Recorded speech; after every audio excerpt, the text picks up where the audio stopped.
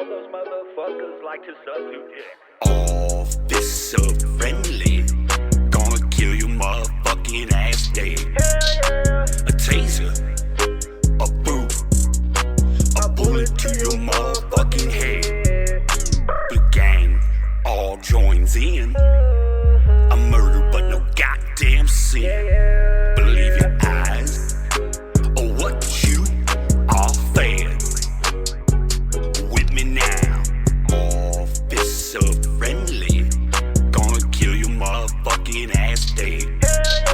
A taser, a boot, a bullet to your motherfucking head. The gang all joins in. A murder but no goddamn sin. Believe your eyes or what you are fed. Eat, fuck, kill. Eat, fuck, kill. Eat, fuck, kill. Lo.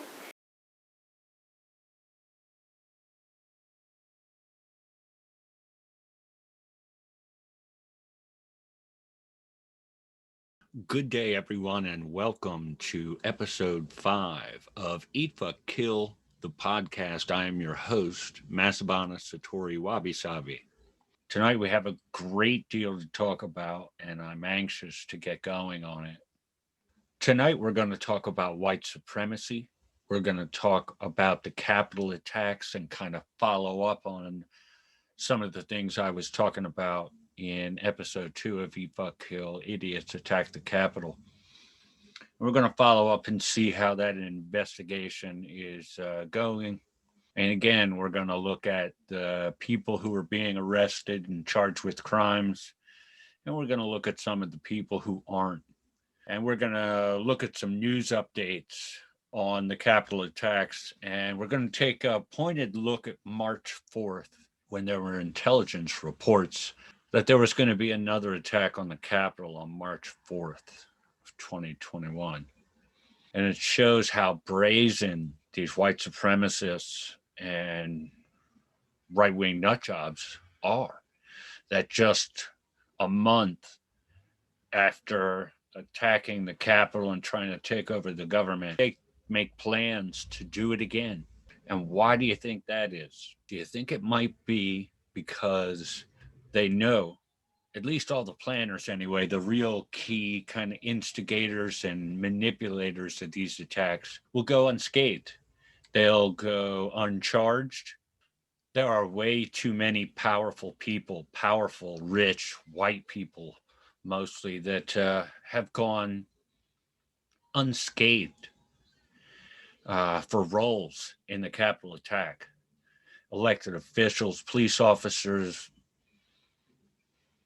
It's unbelievable the things that we allow powerful, rich white people to get away with while they arrest the lowly, $12 an hour worker bee types. We're going to look at a series of news reports that add some new light to the attacks on the Capitol. And we're going to look at a series of videos, one by one, about a half dozen or so. And we're going to break down each of these videos. And we're going to do all of this while looking at it through the lens of a recent FBI report from February of this year, which discusses the successful infiltration of military and police departments by the KKK and white supremacist groups. And we're going to look at that study and see how it kind of enlightens us on how we should move forward. And all of that builds off the 2006 FBI report that warned us of this same thing that I discussed in episode 1 of Eat, Fuck, Kill, the podcast, the portion between the commas.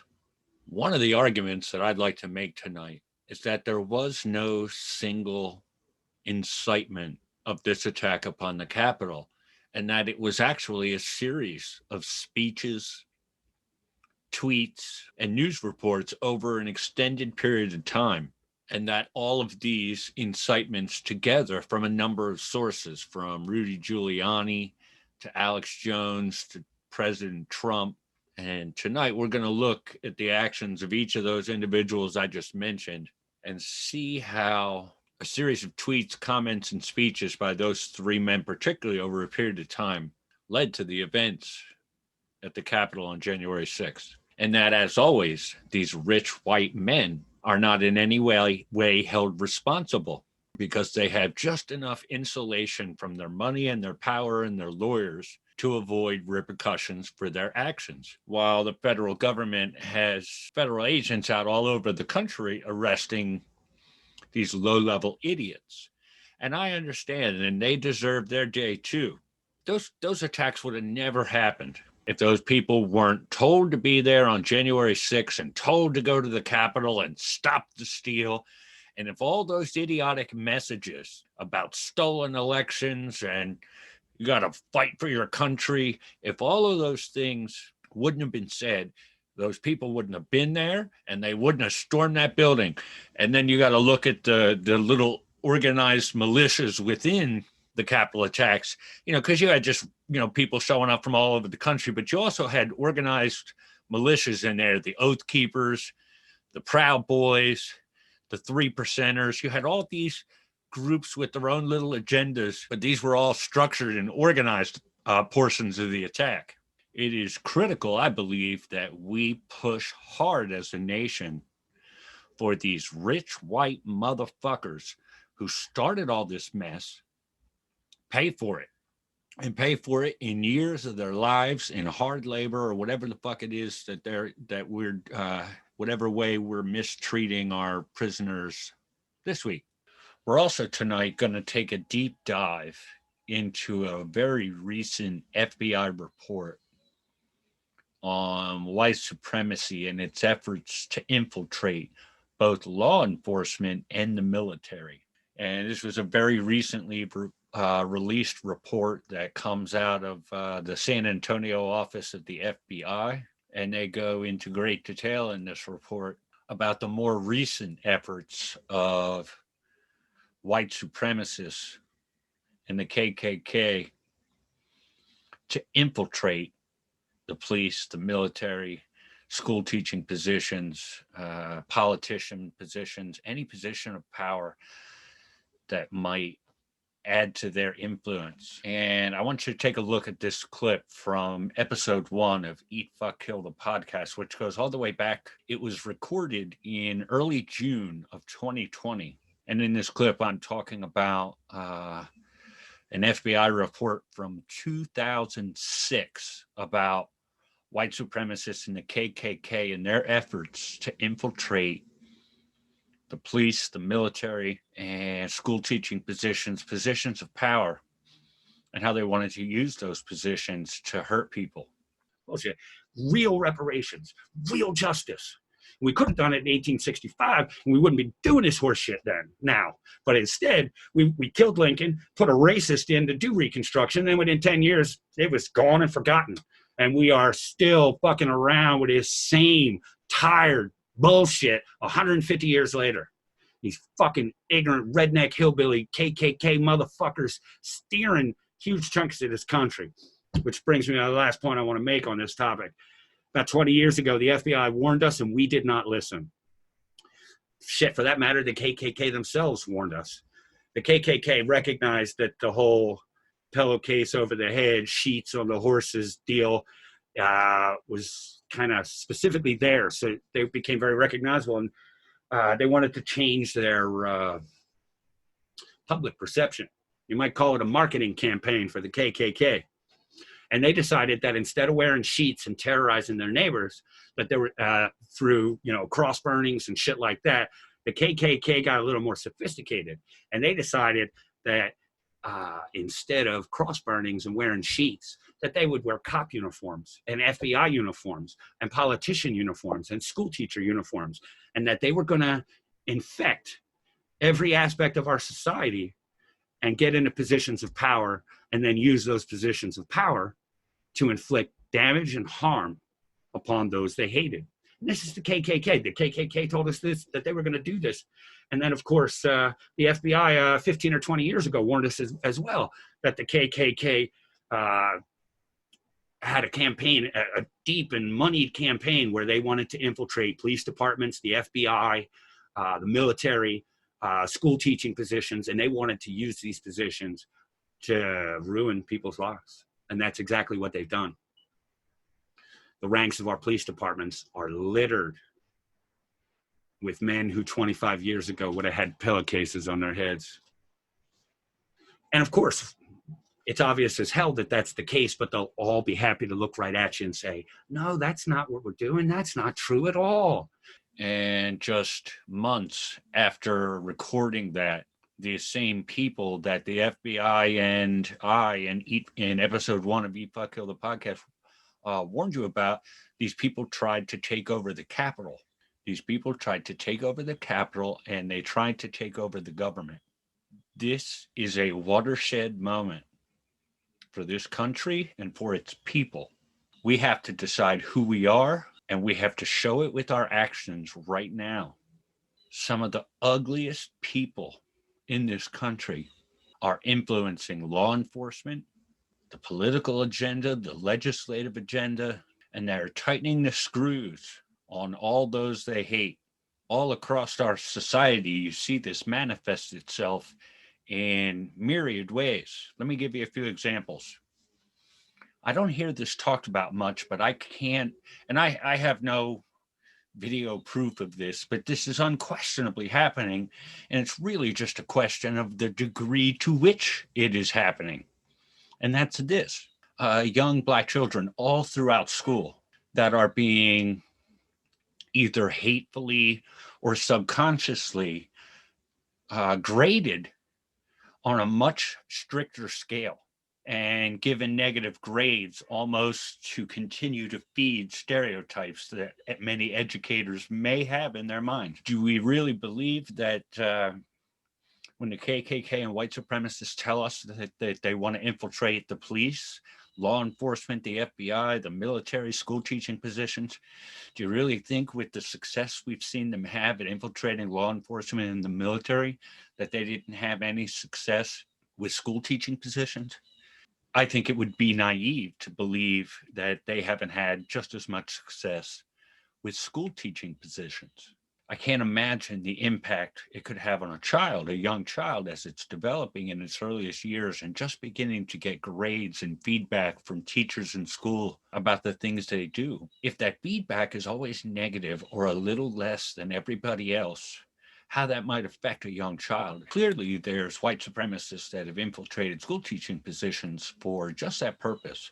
And when you put all that together, it's this huge anchor on young students of the non-white persuasion.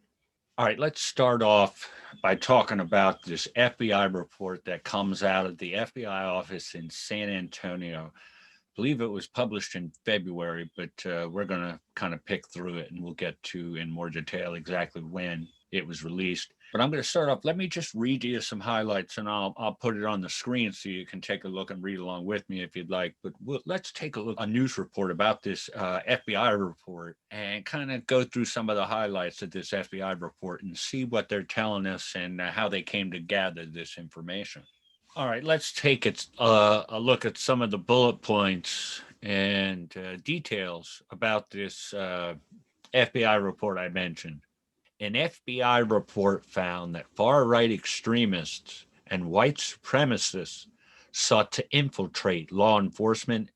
The report, conducted by the FBI's San Antonio office, was published February 25th, according to ABC News.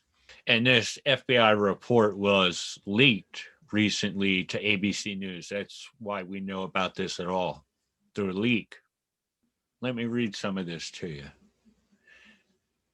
An FBI investigation conducted between 2016 and 2020 found that white supremacists and far-right extremists, quote, very likely seek affiliation with military and law enforcement entities, end quote, to further their goals, according to a report Monday from ABC News.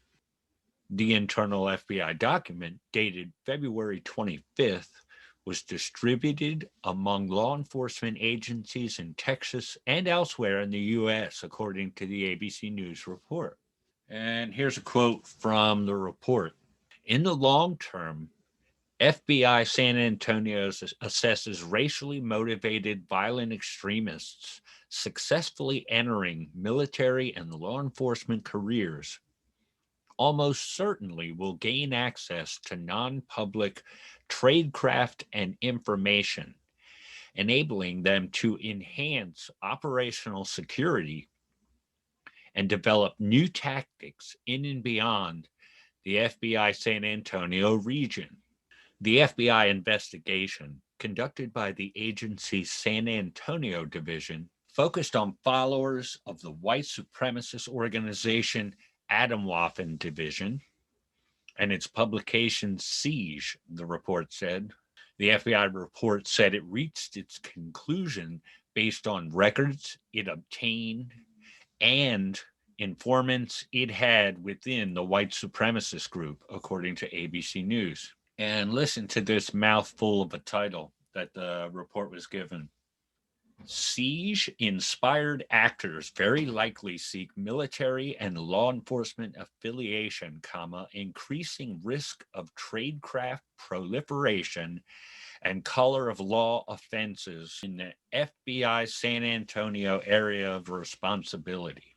One last part. The February report from the FBI determined it made its conclusions, quote, based on evidence, extremists expressed a desire to join the military and law enforcement primarily to obtain tradecraft to prepare for and initiate a collapse of society, specifically by engaging in violence against the U.S. government and specified racial and ethnic groups. It continues. Online peers encouraged others to seek careers, and extremists built relationships with associates seeking military employment, focusing on the associates' current and future skills, the report said, according to ABC News. The report also found that extremists exploited family and other social connections to gain access to military and law enforcement employment. So they're asking you and me to get them these jobs and sign letters of recommendation or whatnot have you for them to get into these law enforcement careers, military careers, because there's all kinds of prerequisites for many of these people.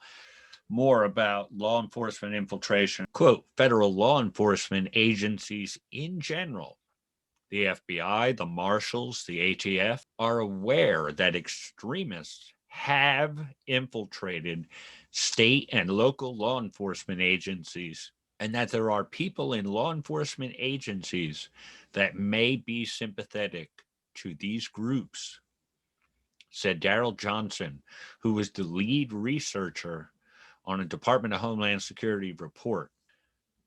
Critical to the rise of these groups within law enforcement was the severe backlash by mainstream conservatives to a 2009 report by the Department of Homeland Security that revealed that white supremacist groups and right-wing domestic terrorist organizations had been recruiting heavily among a number of groups in the country, especially among returning military veterans. Mainstream conservatives went completely bananas, and to her discredit, then Department of Homeland Security Secretary Donna Shalala killed the report, apologized to veterans groups, and disbanded the unit within her department that had done the research. Quote, they stopped doing intel on that, and that was that. Heidi Byrick, who leads the Southern Poverty Law Center's tracking of extremist groups, told The Intercept. The FBI, in theory, investigates right-wing terrorism and right-wing extremism, but they have limited resources. The loss of that unit was a loss for a lot of people who did this kind of work. Some more from and about that DHS report, Department of Homeland Security report. Critics fear that the backlash following the 2009 DHS report hindered further action against the growing white supremacist threat, and that it was largely ignored because the issue was so politically controversial. Quote, I believe that because that report was so denounced by conservatives, it sort of closed the door on whatever the FBI may have been considering doing with respect to combating infiltration of law enforcement by white supremacists, said Samuel Jones, a professor of law at the John Marshall Law School in Chicago, who has written about white power ideology in law enforcement. Because after the 2006 FBI report, we simply cannot find anything by local law enforcement or the federal government that addresses this issue. White supremacists and the KKK and every disenfranchised, broke dick white motherfucker in this country has been attempting to infiltrate the FBI, the military, any position they can get their hands on where they can hurt the people they hate. He says that that 2006 FBI report was mostly ignored, and it was, because the people who would have to not ignore it are the people that have infiltrated these groups. They're the FBI, the military, the police departments littered with white supremacists, or at least white supremacist sympathizers, like all those Capitol police officers and defenders of our nation's capital who just looked the other way while the Capitol got overrun. Black man crosses the street without using the crosswalk and he gets shot up in a heartbeat. Here's a pack of white supremacist idiots trying to take over the country. I've showed the footage in episode 2 where the cops just step aside and let them walk in from numerous different angles, numerous times. That's not to say that every one of them did that, but there were plenty that did. And you might have to just ask yourself if these two things aren't unrelated. The fact that black folks can't cross the street without taking a baton upside the head, yet these white folks can try to take over the government and they get escorted out the building. This report, these multiple reports going back as far as 2006, tell us the reason for that.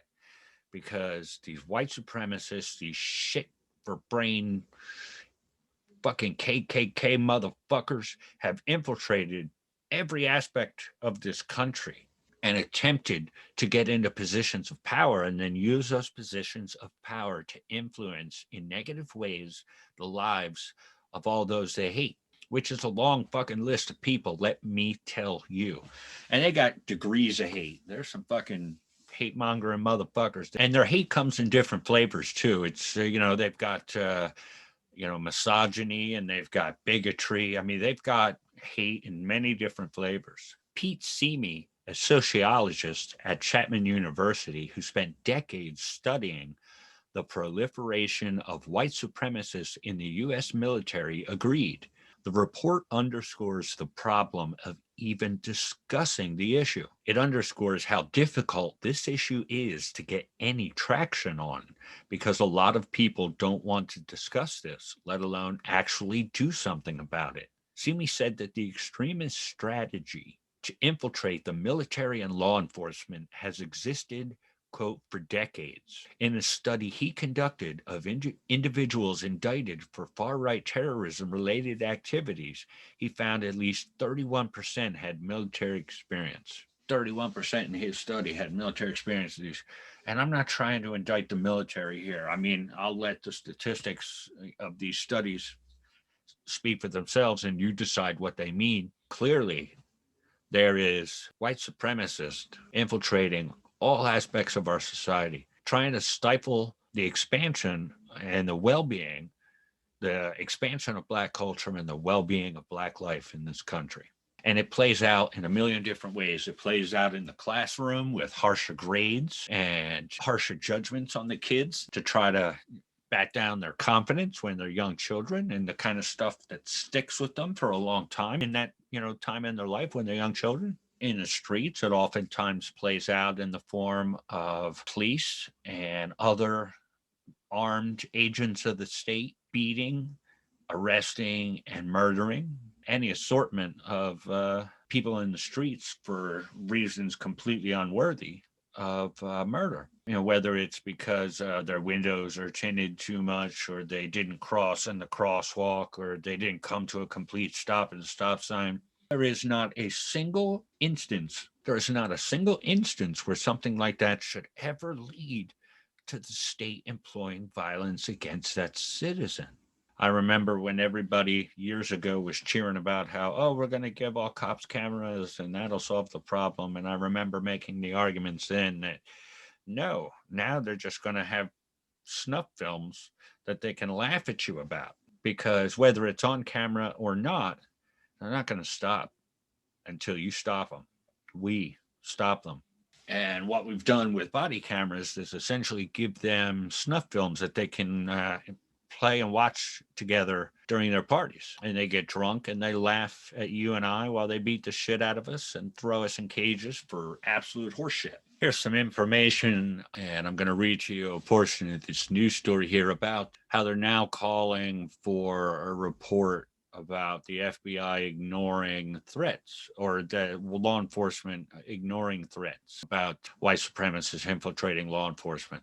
A leading Democratic lawmaker has called on the FBI to explain why it dismissed the threat of white supremacists seeking to infiltrate law enforcement at a time when its own investigators were raising the alarm internally. Jamie Raskin, a Democratic congressman from Maryland and chairman of the House Civil Rights and Civil Liberties Subcommittee, wrote to FBI Chief Christopher Wray to request a briefing following the leak of an internal agency report which found extremists were trying to infiltrate law enforcement and the military. Here's a bit from that letter from Raskin to Christopher Wray. I am deeply concerned that the Bureau dismissed this threat last year and instead characterized the threat of white supremacist infiltration of law enforcement as a hypothetical problem that had not materialized, Mr. Raskin wrote. During my ongoing investigation into this problem, the Bureau repeatedly told this subcommittee that there was no evidence of a significant threat. Mr. Raskin told ABC News, which first reported the leaked investigation, that the FBI had failed to level with the American people and called for a hearing to take place before the end of the month to address what he claimed was a discrepancy between the FBI's earlier position and its own internal findings. And all of this, it comes just a day after the FBI investigation, which was dated 25 February 2021, was leaked to ABC News. Based on 4 years of investigations between 2016 and 2020, the report found that white supremacists and other extremists would, quote, very likely seek affiliation with military and law enforcement entities in order to carry out violence against minority groups. Mr. Wray, testifying before the Senate Judiciary Committee last week, said domestic terror was a top concern for the FBI. He added that there were currently 2,000 ongoing investigations into domestic terrorism, more than double the amount that was underway when he took office over 3 years ago. Yeah, but nobody had just attacked the Capitol when he took office over 3 years ago. So that alone probably. Now I want to read to you portions from an Associated Press story from March 3rd. The title of the story is Police Uncover a Possible Plot by Militia to Breach Capitol. And that was on March 3rd, the story. That was the day before the planned attack. Capitol Police say they have uncovered intelligence of a possible plot by a militia group to breach the U.S. Capitol on Thursday, March 4th, nearly 2 months after a mob of supporters of then-President Donald Trump stormed the iconic building to try to stop Congress from certifying now President Joe Biden's victory. The threat appears to be connected to a far-right conspiracy theory, mainly promoted by supporters of QAnon, that Trump will rise again to power on March 4th. And March 4th was the original inauguration day for president until I think it was 1933. Online chatter identified by authorities included discussions among members of the Three Percenters, an anti-government militia group, concerning possible plots against the Capitol on Thursday, according to 2 law enforcement officials who were not authorized to speak publicly and spoke on condition of anonymity. Members of the Three Percenters were among the extremists who stormed the Capitol on January 6th.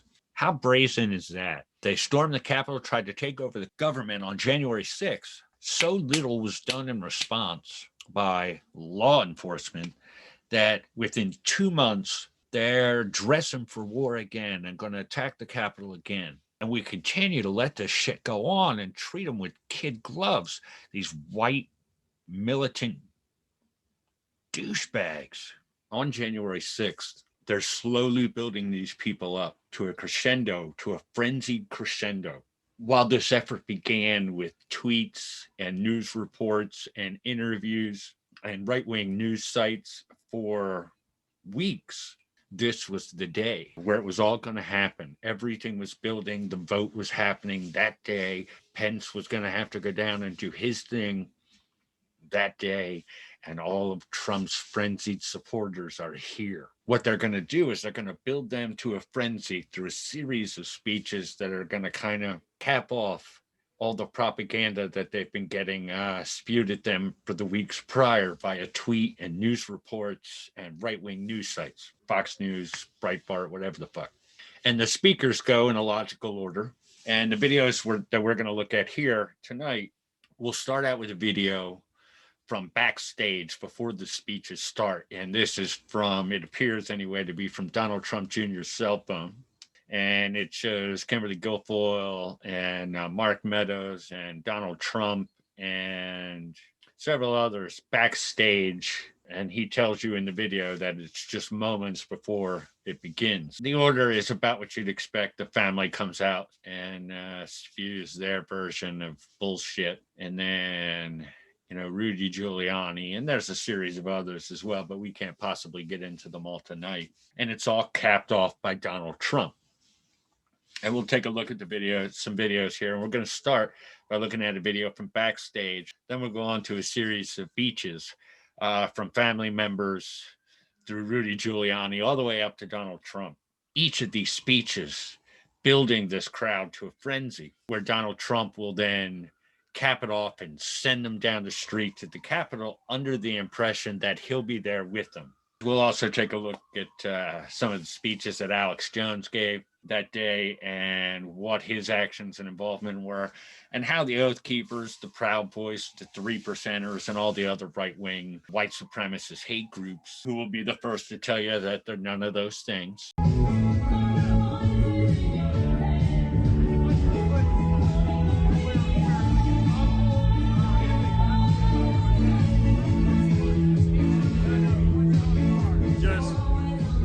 Patriots that are sick of the bull. So, thank you all for that.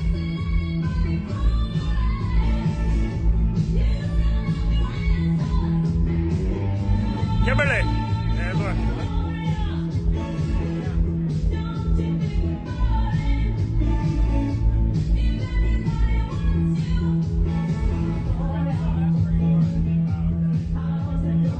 I think we're T-minus a couple of seconds here, guys, so check it out, tune in, I'm gonna live stream it. It's gonna be good. Shout out Mark Meadows, an actual fighter, one of the few, a real fighter. Thank you, Mark. Kimberly. Yes, have the courage to do the right thing, fight. In that first video from backstage, oh my Lord, that's repugnant. Does Kimberly Guilfoyle have all the moves or what? And doesn't that just have the feel of like a white supremacist self-adoration gathering? And I guess in essence, that's what it is. Donald Trump Jr. there saying that the patriots that got to fight for the country. And then Kimberly Guilfoyle closes it out by reminding all the patriots out there that they have to fight.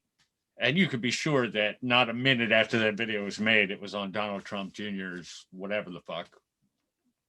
It's not like I follow or pay any mind to any of the horse shit that asshole's spewing. But Alex Jones, this clip here is from the night before in the same area. You'll see here how here's a guy who doesn't care about God at all, and it's not an issue in his life in any way, shape, or form, but he's happy to employ God here to trigger these people into a frenzy. At the very end, oh, the righteous will. Are you fucking kidding me? You wouldn't know the righteous if it fucking slapped you in the face and introduced itself. The lying motherfuckers. But it's all this little game. And Edward Bernays must be so fucking proud because these are all tactics that kind of spawned from ideas that he brought here and began to implement, of course, courtesy of the United States government and big business. I told them 20 years ago, I tell them again, I don't know how this is going to end, but if they want to fight, they better believe they've got one. Make no mistake, I'm being completely honest with you here. Things are going to be rough. Things are going to get bad in the future. We've already allowed the murder of 60 million babies in this country. We've done so many other evil things. So we're deep down in that water. We're hundreds of feet deep. It's going to be hard swimming back to the surface. And not everybody is going to make it. But that's okay, because in the end, God will fulfill his destiny and will reward the righteous. But Alex Jones is out there manipulating his little puppets, playing the little puppet master as he pulls these ridiculous strings. And he talks that shit about, we might not all make it. We might not all get there. Are you serious? Our family didn't get in this fight for just 4 years. We are in this fight to the bitter end. We are going to take our country back, okay? I have one birthday present that I want from all the senators and all the congressmen. Have some backbone, show some fight, learn from Donald Trump. Doesn't matter. They can lie, they can cheat, they can steal. My father has started a movement, and this movement will never, ever die. It will never die. This is a movement that will transcend him. It's a movement that will transcend all of us, and we will never, ever, ever stop fighting. And we need to march on the Capitol today, and we need to stand up for this country, and we need to stand up for what's right. Is there any person here that actually thinks that Joe Biden won this election?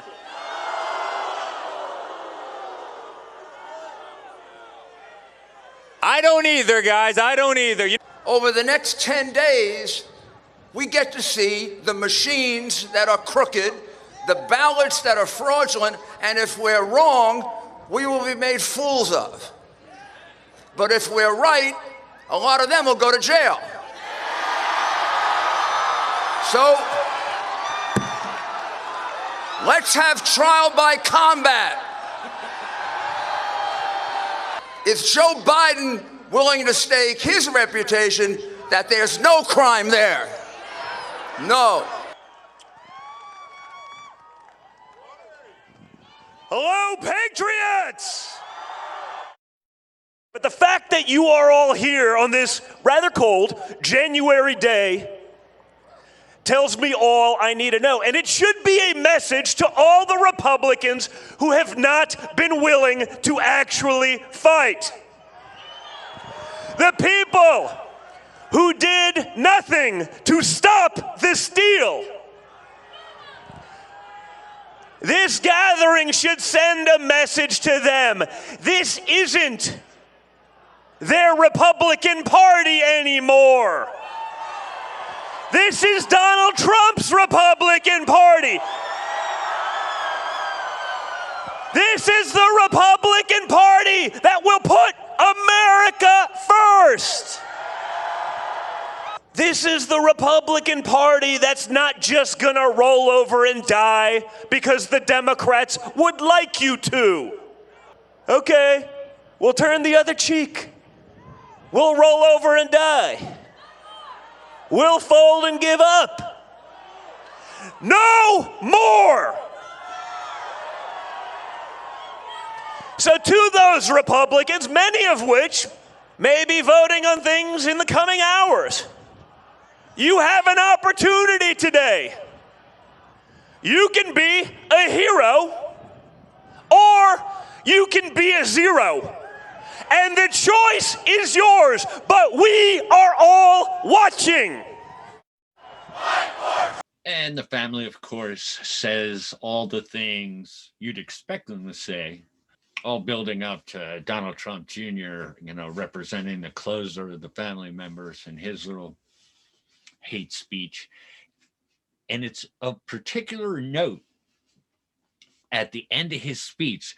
Look at the way, just like Josh Hawley at the end of the rally, watch his hand with the microphone in it. And I'm going to look at this closer in a bit. He's given the Nazi salute there, the Hail Hitler, just like Josh Hawley does to the rioters, but he keeps his hand closed. That's the only difference. He keeps his hand closed, Josh Hawley does. And that's what Donald Trump Jr. does here. He keeps his hand closed around the microphone, but yet in every other way, shape, and form, it's the Nazi salute. And it's right there to be seen. He's holding the microphone at the end of his right hand, and he's given everything but the open hand Nazi salute to the crowd. And that's exactly what Josh Hawley does later on the same day to the rioters as they're crashing in the Capitol. He goes like this. They use opposite hands because in Donald Trump Jr.'s case, the crowd's right in front of him. So he uses the hand that has the microphone so he can use that as cover. Where in Josh Hawley's case, the people he's acknowledging are to his left, to his extreme left. So he looks over at them and he keeps the hand closed because, you know, there's got to be the plausible deniability. Oh, that's not a Nazi salute. My hand was closed. I was just giving them yay for you. Bullshit. Fully extended arm. The only difference is he had his hand closed as opposed to that. Right there. That's the extent of the difference. We better get a hold of this shit. I'm telling you. But it has affected our police departments like that. Our military is training people that are then ETSing out of the military. And then these people, along with the cops, having their little militias for the sole purpose of like white supremacists taking over this country. And if all those that don't think that's a good idea don't stand up and first recognize that this very thing is happening and it's not in its early stages. It's not just a nuisance problem. It is none of that. In January, they attacked and tried to take over the country. And in March, they were rumored by intelligence reports to be trying it again. They are so brazen. And it's because they know that many of the people employed to stop them have absolutely no interest in stopping them. And that was shown crystal clear on January 6th during the Capitol attacks, when many of the people employed to protect the building from just such an attack stepped aside and let them just waltz right in. And while these people may not have been active participants in the attack, they surely did help it succeed. These people were paid, you know, and these same people, as you've seen over and over, will kill folks, black folks, for not having enough deference. And that alone, you're dead. But yet these people get to storm the Capitol, try to take over the country, and the best they can muster is come on in. And they would have you believe that that's all an accident and just happenstance and the way it happened to work out that day. Are you fucking kidding me? After all the deaths and all the murders and all the judges and prosecutors who looked the other way, and it's all just one big accident, huh? That's what you'd have me believe? That's what you're going to sell to me as real?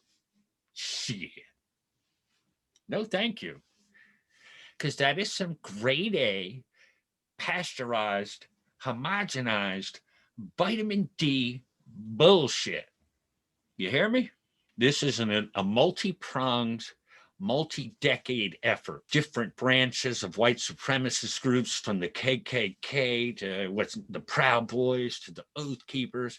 And they'll tell you they're not white supremacists, the Oath Keepers. What they really are is like white supremacists light, like diet white supremacists. In the sense is they're not as brazen and outward with their white supremacy as, say, like the KKK would be. But their ends are the same. And they have the same ugly thoughts. They're just less outward with it. But they're all fighting in unison and collectively to the same ends. And so many of the people employed, many on the public tee, to crash this party and fuck these people up and throw them in jail so they don't try to take over the government again. And many of their inciters and their leaders, rich, white, powerful men, law enforcement can't be bothered with them because law enforcement is them in many respects, as the FBI has told us over and over. And we continue to ignore it or pretend it's not there or placate it or put a Band-Aid on it. There were some politicians who wrote some letters this week, and I'm sure that'll get nowhere. The Hispanic caucus wrote with some questions about, wrote a letter to the Christopher Wray of the FBI about the fact that white supremacists have infiltrated the military and police departments, and what the fuck are they doing about it? And there was also a congressional subcommittee who had been investigating this very thing that went to the FBI for testimony numbers of times and were told over and over that this isn't a big problem. White supremacists infiltrating police departments, the FBI, and the military. And they were, and the subcommittee head writes a letter as well this week. And he explains how angry he is that he was told this isn't a problem when clearly it is. And if had this been prioritized appropriately, the results of the attack on January 6th may have been very different or not happened at all. You have to wonder why law enforcement doesn't want to investigate itself when it comes to white supremacists all over within it, because the people making the decisions are the people who infiltrated in some cases. How do you figure out who's who? How do you figure out who's who? You gotta just throw them all out. Baby bathwater, all of it. Right out of the second floor fucking window. And then we'll start from scratch.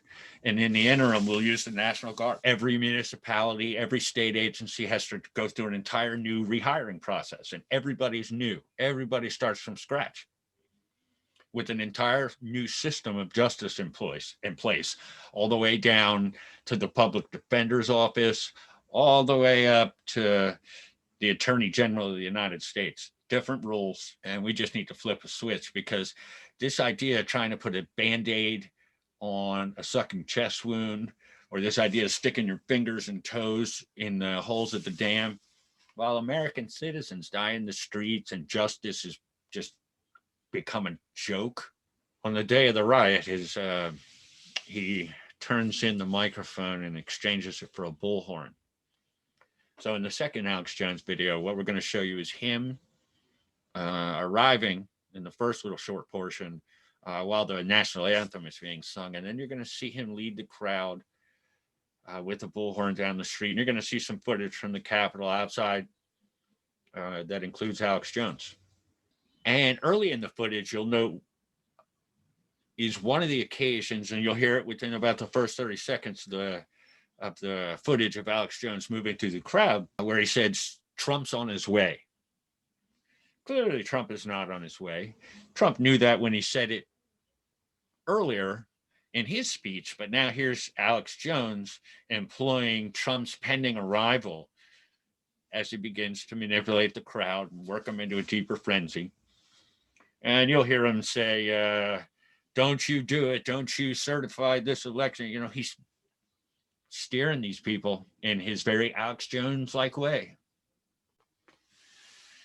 And you'll hear him trying to move the crowd and place all these people by saying, I think he says exactly, get to the other side of the Capitol. That's where Trump's coming. He's using this pending Trump arrival to manipulate this crowd and steer them where he wants them to be. Someone yells at him, Alex, this is your revolution. Could you imagine if it was? Holy shit.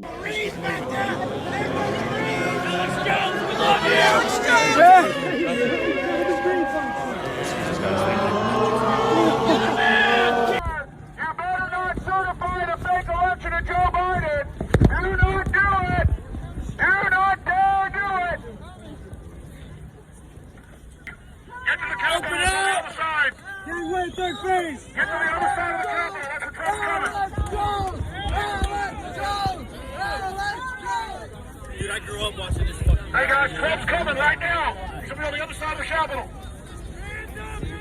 Alex, this is your revolution, buddy. Thank you. Thank you.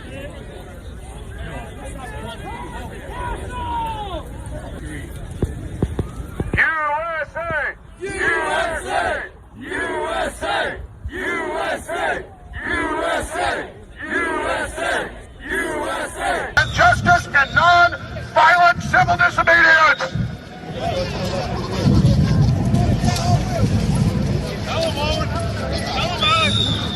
This is history happening.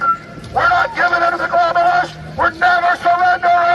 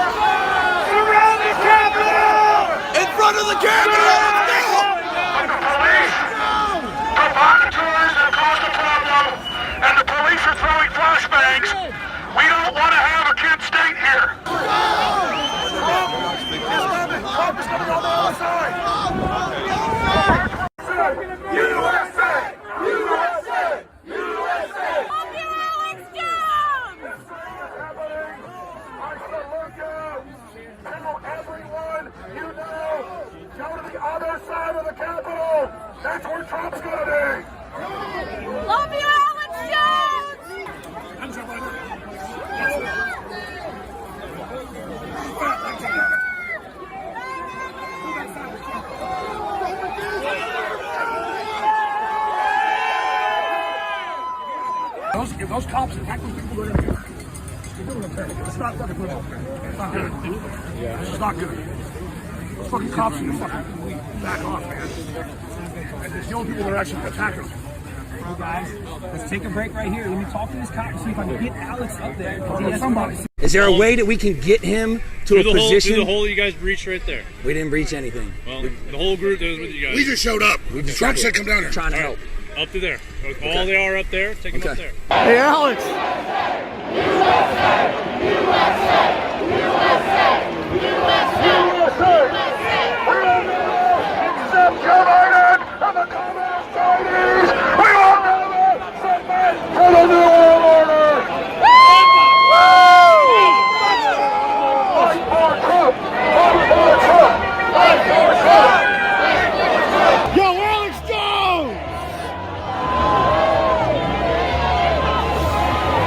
There's Alex right there.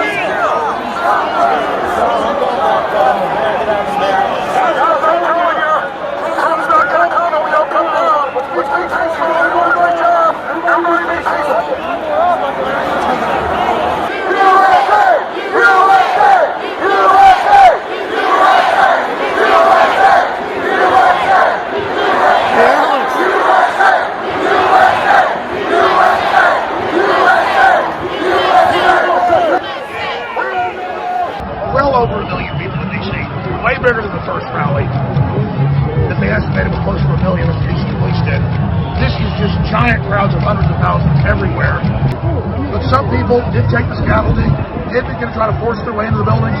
I saw some of the first footage, looked like meth head. leftists, Antifa kind of dressed up like us, wearing masks. None of our people were wearing masks, ladies and gentlemen, other than the undercover private police that are off duty working with us. I've caught the leftists and the globalists staging things before, false flags. They knew Trump was coming.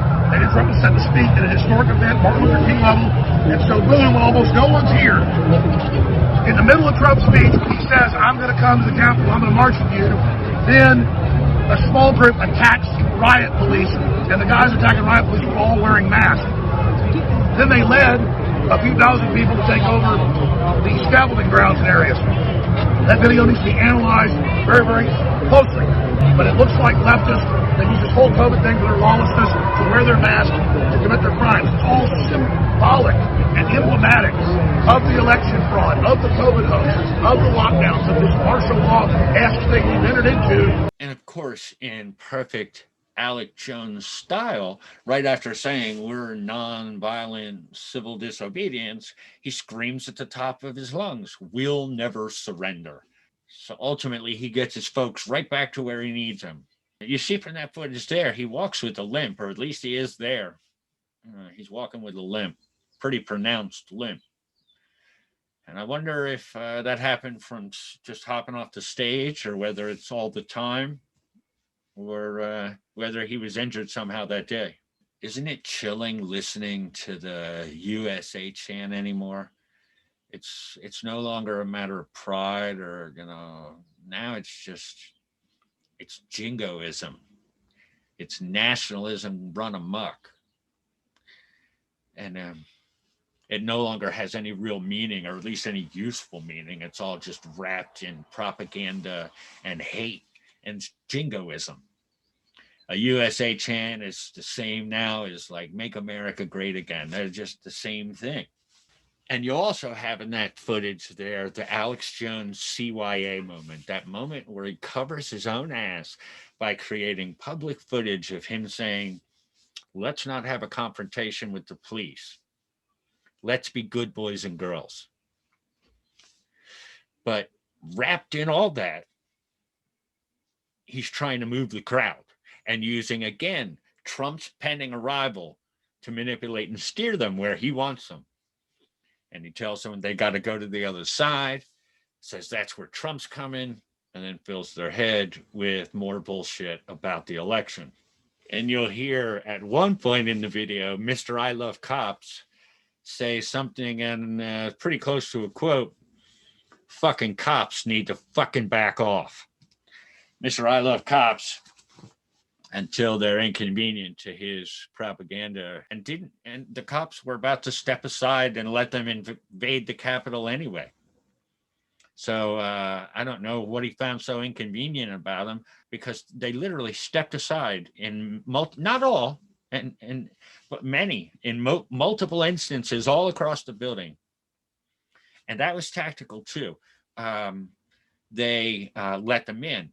And it was a very tactical thing, and it was very much a coordinated effort, I'm sure, between the Oath Keepers, the Proud Boys, the 3%ers, and some other ugly white supremacist groups. The multi-pronged attack, the fact that they were attacking countless entryways and all across and around and above and below, all over the building.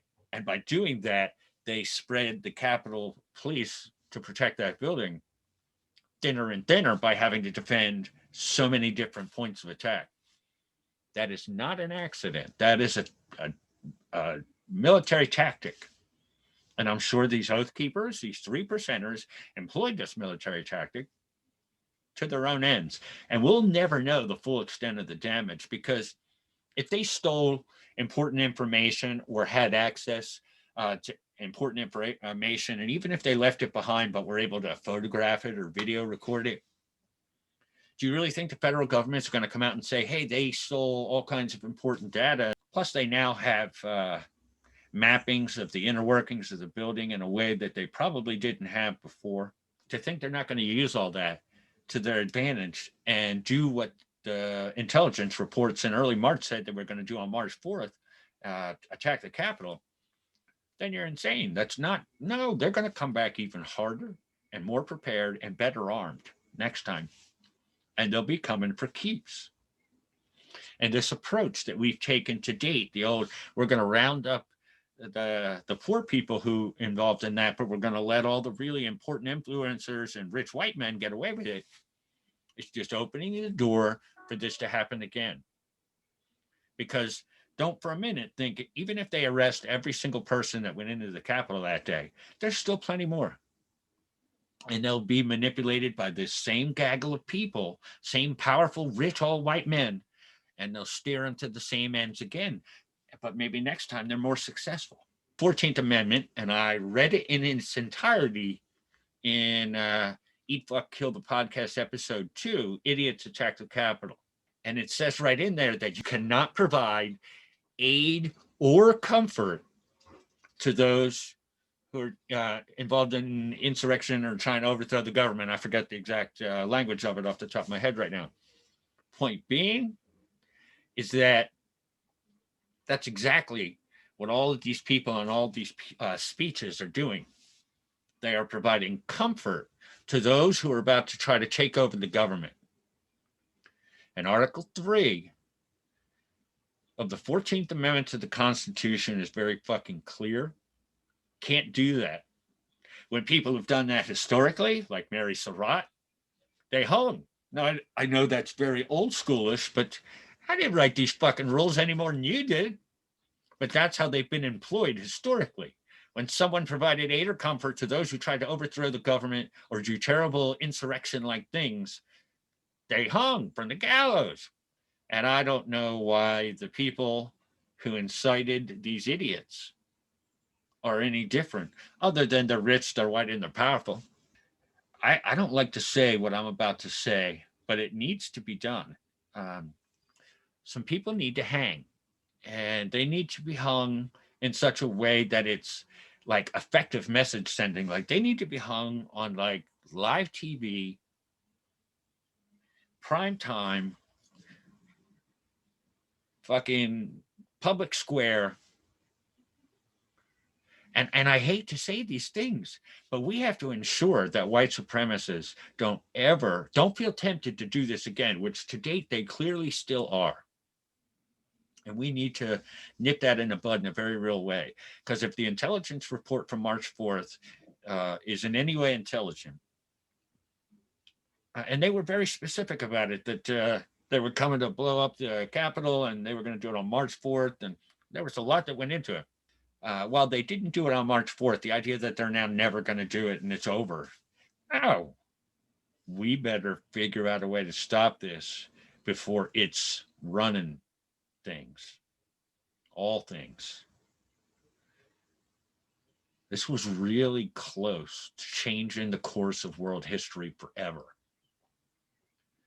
And those of us who don't want world history to be white supremacy and fucking idiocy, better stand up while you still have a chance to stand up. And we need to nip this police thing, this corrupt politician, this fascism thing, this white supremacy thing, all of it, this environmental fucking Holocaust, environmental crisis.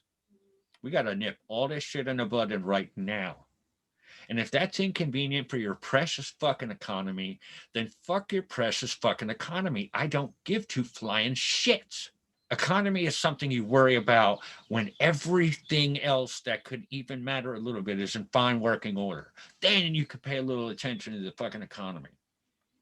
But as long as we live in a fucked up world with the fucked up systems that we do, economy don't mean shit at all. It doesn't even blip on the radar. And you'll also note that Alex Jones also ends up in the same area as all those oath keepers that were marching in military formation through the crowd to the doors of the Capitol that I showed in episode 2, and I'll show a clip of here again. They all ended up in the same place, right before the attacks at the pinnacle with that national anthem that the whole crowd's singing, bringing everyone together right here for one of the main prongs to the attack. And the crowd builds to a frenzy with their "Stop the Steal" chant, and everyone sees the Oath Keepers arrive. And then Alex Jones is there yelling through his bullhorn about the New World Order. And the crowd is just at a fevered pitch, a sweating-filled frenzy. And it's all by accident. It's all random. Nobody's fault.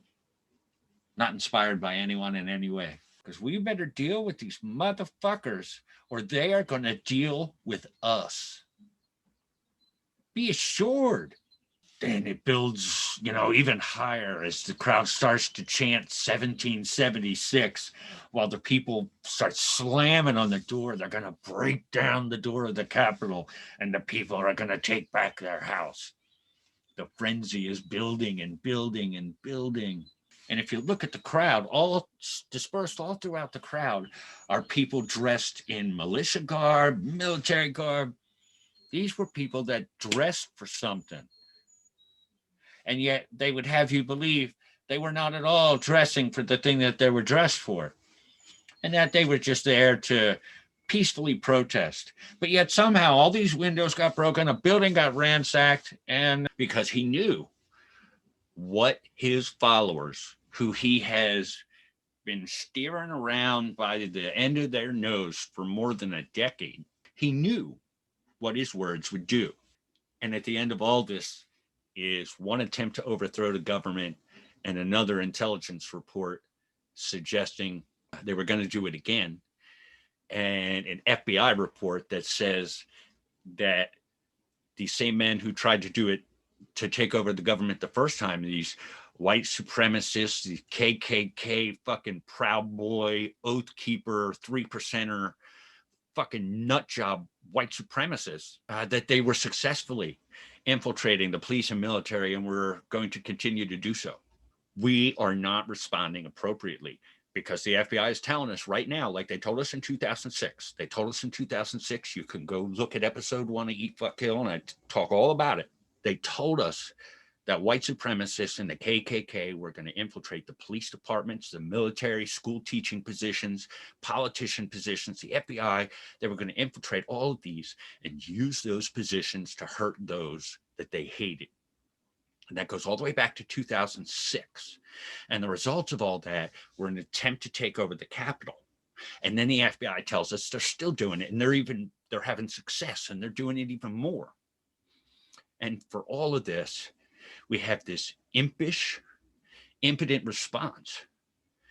And it's because we're so afraid to arrest and prosecute rich old white men with power, or men that are perceived to be with power. Take that fucking power right away from them, stick them out in public and let everybody come by and, take their pants, let everybody come by and spank them in the ass. Shame them. Take all that power away. Because they ain't worth a damn.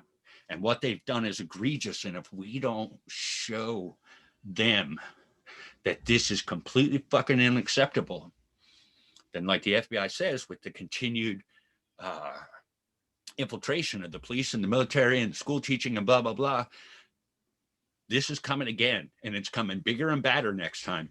So we can sit on our hands and pretend that's not true and wait for them to actually overthrow the government. What do you think that would look like? A gaggle of idiot white supremacists in control of the most powerful single entity in the history of humankind. How do you think that's going to turn out? And it sounds familiar. We better do different right now. We better get serious right now, or this is going to come full circle in a big, giant way. This is a kind of make or break point, and I think everybody feels it because, just in episode 4 in Clyde Kurt's video, he felt so strongly about these topics that he shot himself in the head and killed himself dead right outside his police station in the hopes that his death might inspire some people to change. So most of us recognize the kind of make or break point we're at right now. And I just hope that we steer in the right direction. Because whether we like it or not, history is always watching, and they're taking notes and they're taking names. Let's do better. Let's be better. And let's not put it off till tomorrow. All the things that have us steering towards a terrible demise, we have to put the brakes on. The environmental catastrophe that we're speeding down a snowy hill towards. This is a very big issue, and I never hear anyone talking about this. People lament like a $4 gallon of gas. but I would remind you of two things. First off, gas is not a necessity. You're not going to die if you can't buy gas. Your life might get a little more complicated depending on the choices you make. The inability to buy gas for $4 or whatever you consider to be an outrageous price is not a matter of life and death. Water, on the other hand, very much is. We are steamrolling towards a day, blindly and stupidly steamrolling towards a day where a cup of water is going to cost $25. So once we destroy it all, that's it. If we don't start protecting our waterways from oil and pollution of agricultural nature and a personal nature, because you and I, we're some fucking pigs too. Let's not put all this on industry, although the overwhelming majority is. I have walked along streams, rivers, lakes, and ponds, and yes, walked, not drove or flew over, but walked along, beside, and through and across. I've swam in, did a soapless bath in, river, streams, ponds, lakes, whatever you want to call it, from one end of this country to the other. And I've walked past plenty that were in the middle of nowhere. And the one constant in all of it is urinized filth. Our water bottles, our plastic bags, our fucking McDonald's trash, whatever the fuck. It's ubiquitous. And all of our mess, coupled with the mess of industry, agriculture, and oil primarily, we're killing our water. And there ain't more coming.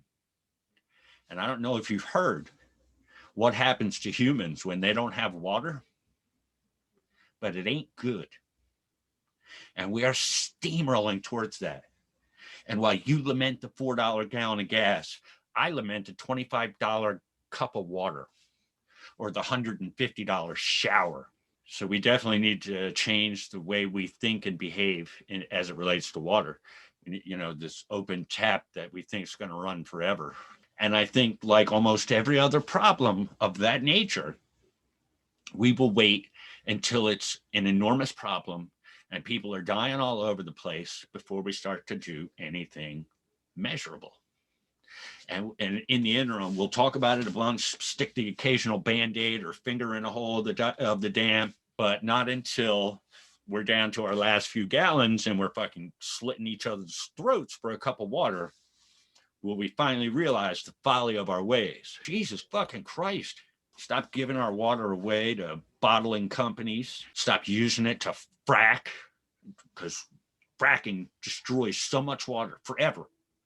We ain't getting more. Let us steer our country so that our country and our people might be exactly what we suggest we are in the brochures, the propaganda-filled brochures. And let us put this racist idiocy to bed once and for all. 1865 is a long fucking time ago. We should not still be wrestling with this horseshit. Peaceful protesters ended up mere feet away from elected officials that every one of them, you can see on video, they fucking hate and wanted to throw out, if not hang, in many cases, up to and including Mike Pence.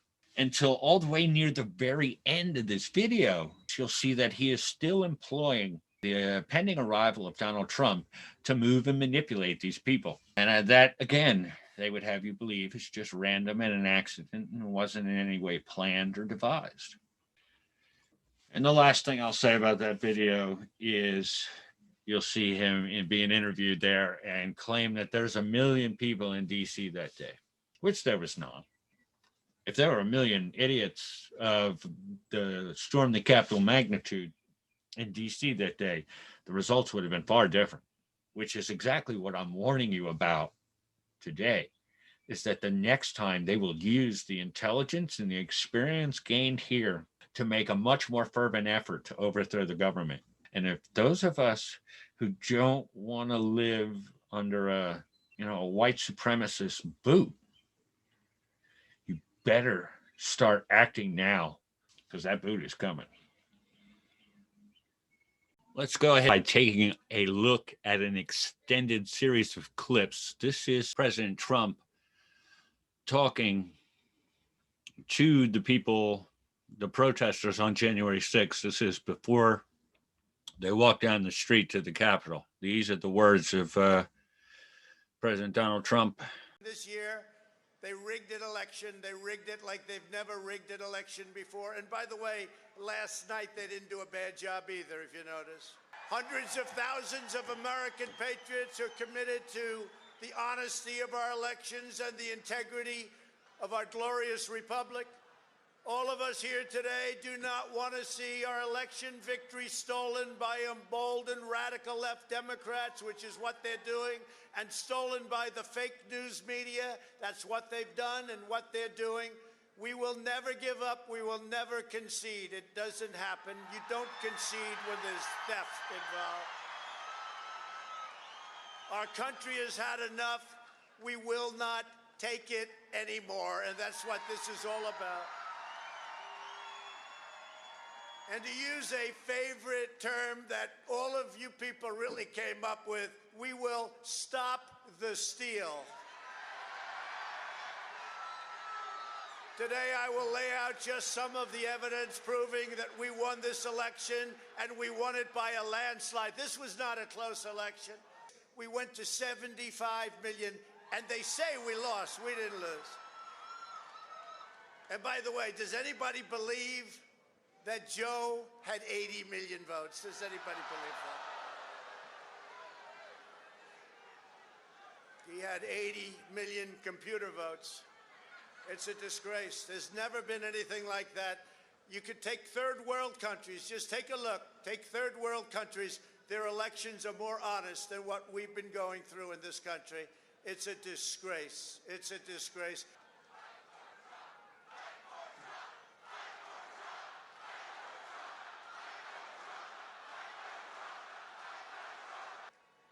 And Rudy, you did a great job. He's got guts. You know what? He's got guts, unlike a lot of people in the Republican Party. He's got guts. He fights. He fights. I hope Mike is going to do the right thing. I hope so. I hope so. Because if Mike Pence does the right thing, we win the election. He has the absolute right to do it. We're supposed to protect our country, support our country, support our Constitution, and protect our Constitution. All Vice President Pence has to do is send it back to the states to recertify, and we become president, and you are the happiest people.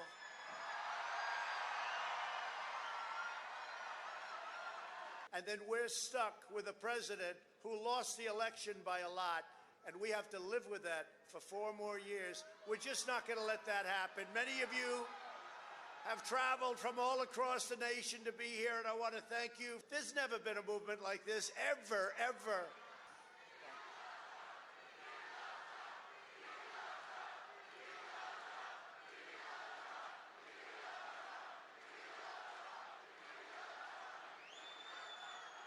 Although with this administration, if this happens, it could happen. You'll see some really bad things happen. We're gathered together in the heart of our nation's capital for one very, very basic and simple reason: to save our democracy. They've used the pandemic as a way of defrauding the people in a proper election. I said, I'm not interested right now. Do me a favor, go back 8 weeks. I want to go back 8 weeks. Let's go back 8 weeks. We want to go back, and we want to get this right, because we're going to have somebody in there that should not be in there, and our country will be destroyed, and we're not going to stand for that.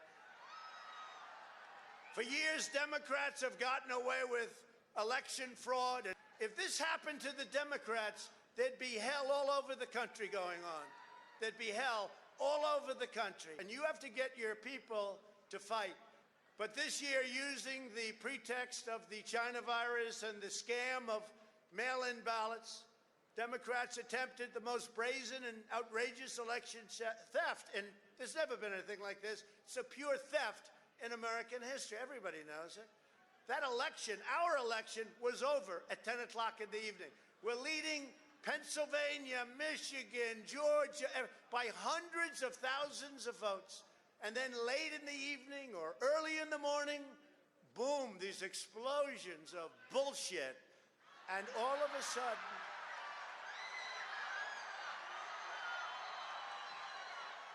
but we look at the facts, and our election was so corrupt that in the history of this country, we've never seen anything like it. It suppresses thought, it suppresses speech, and it's become the enemy of the people. It's become the enemy of the people. It's everybody, including bad people. And we're going to have to fight much harder. And Mike Pence is going to have to come through for us. And if he doesn't, that will be a sad day for our country, because you're sworn to uphold our Constitution. And after this, we're going to walk down, and I'll be there with you. We're going to walk down. We're going to walk down to the Capitol, because you'll never take back our country with weakness. You have to show strength, and you have to be strong. We have come to demand that Congress do the right thing and only count the electors who have been lawfully slated. Lawfully slated. I know that everyone here will soon be marching over to the Capitol building. Today we see a very important event, though, and I'm going to be watching, because history is going to be made. We're going to see whether or not we have great and courageous leaders, or whether or not we have leaders that should be ashamed of themselves. And you know what? If they do the wrong thing, we should never, ever forget that they did. Never forget.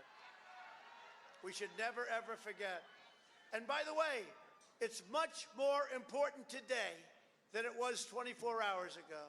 I spoke to David Perdue, what a great person, and Kelly Loeffler, two great people, but it was a setup. So this is now what we're doing, a far more important election than it was 2 days ago. Senator Ted Cruz, Senator Ron Johnson, Senator Josh Hawley, Kelly Loeffler. And Kelly Loeffler, I'll tell you, she's been so great. She worked so hard.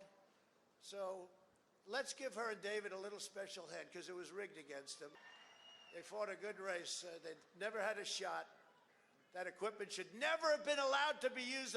As you know, the media has constantly asserted the outrageous lie that there was no evidence of widespread fraud. You ever see these people?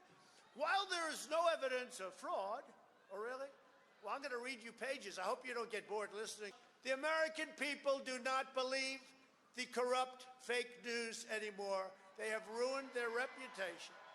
We will not be intimidated into accepting the hoaxes and the lies that we've been forced to believe.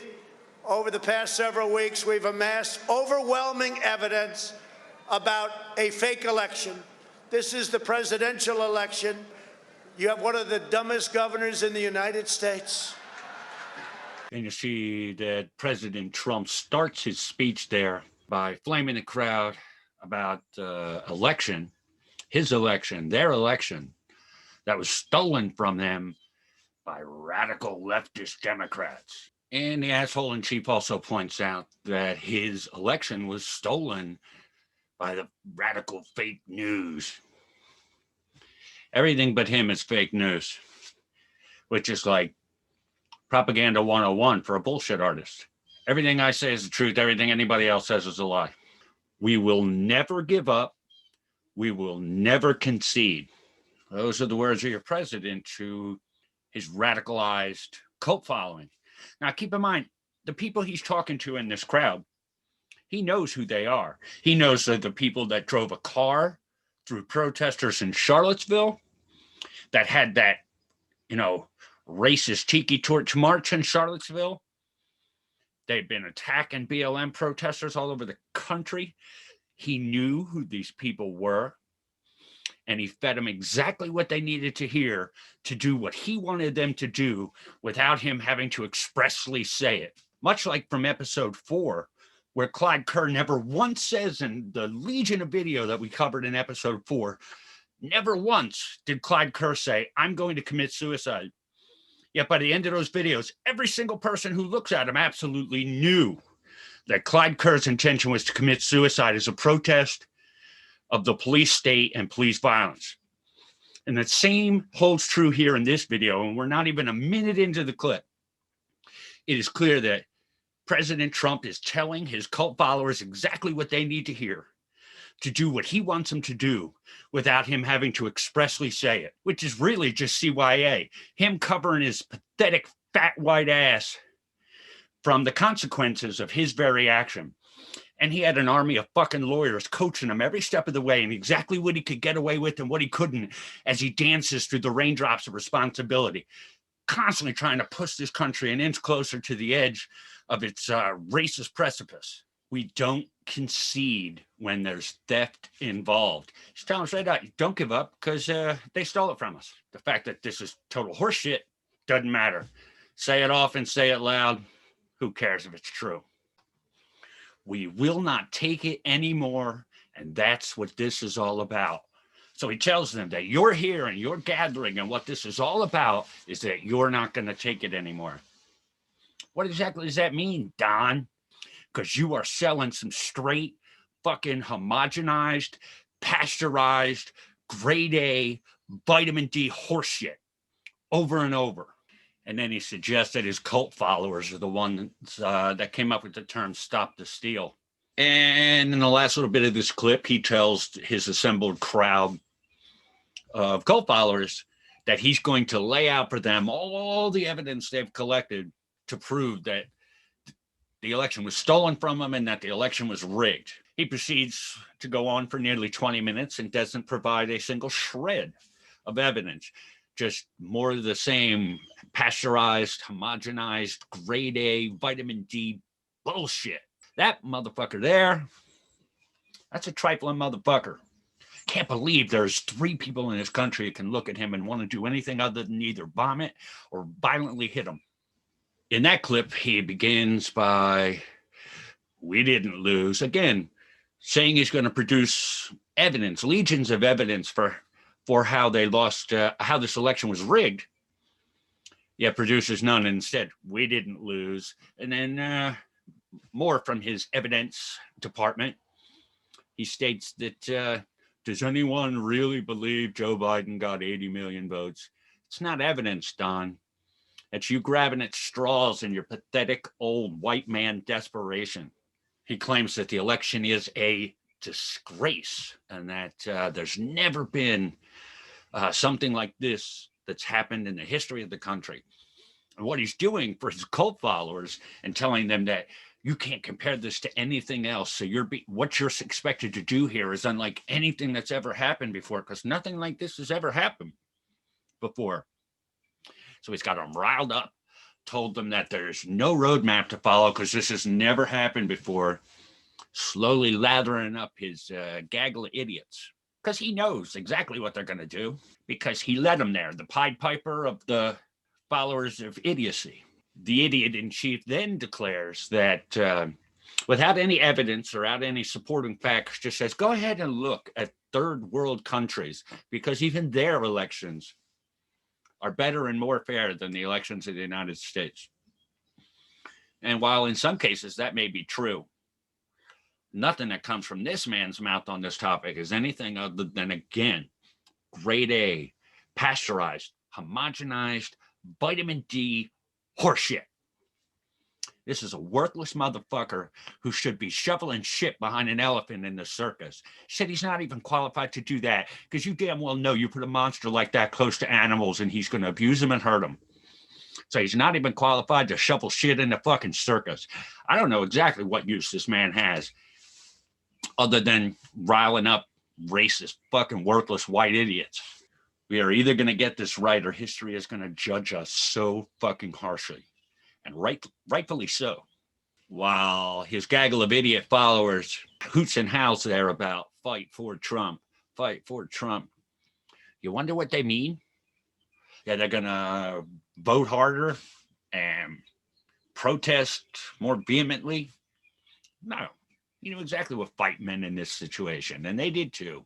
because the Oath Keepers and the Proud Boys and the 3%ers and all the other militia wannabe knuckleheads, knuckle-dragging idiots who followed these groups, the 3%ers, the Oath Keepers, the Proud Boys.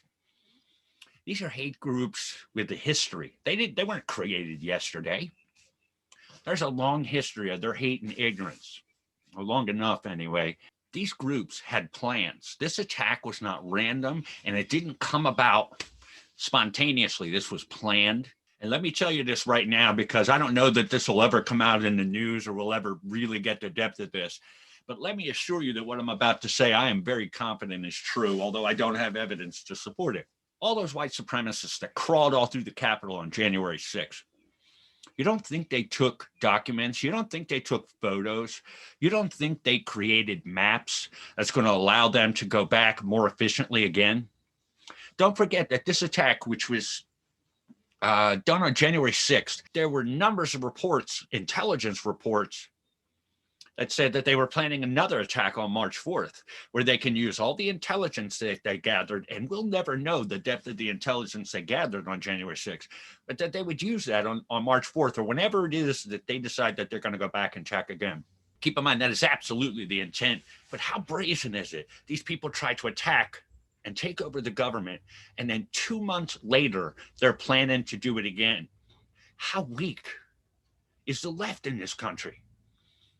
These motherfuckers tried to take over the government. There's film from one end of the country to the other showing these fucking white supremacist knuckle-dragging assholes attack the Capitol and then propose to do it again. Now, you think they're going to stop and they're not coming back? No, they're coming back until they're successful, because we continue to allow them the opportunity, because they're little white Pied Pipers. They're rich, spoiled, white, can get away with anything motherfuckers continue to dance through the raindrops of responsibility and not be held accountable. Alex Jones, Donald Trump, fucking Rudy Giuliani, these white trash, knuckle-dragging ass fucking douchebags who continue to talk all the shit they want, create all the chaos they want, and be held in no way responsible for it.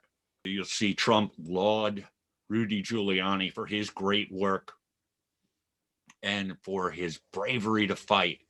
Two of the worst and most idiotic men steering a ship of such importance. And then the gaggle of idiots that follow these two Pied Pipers of stupidity.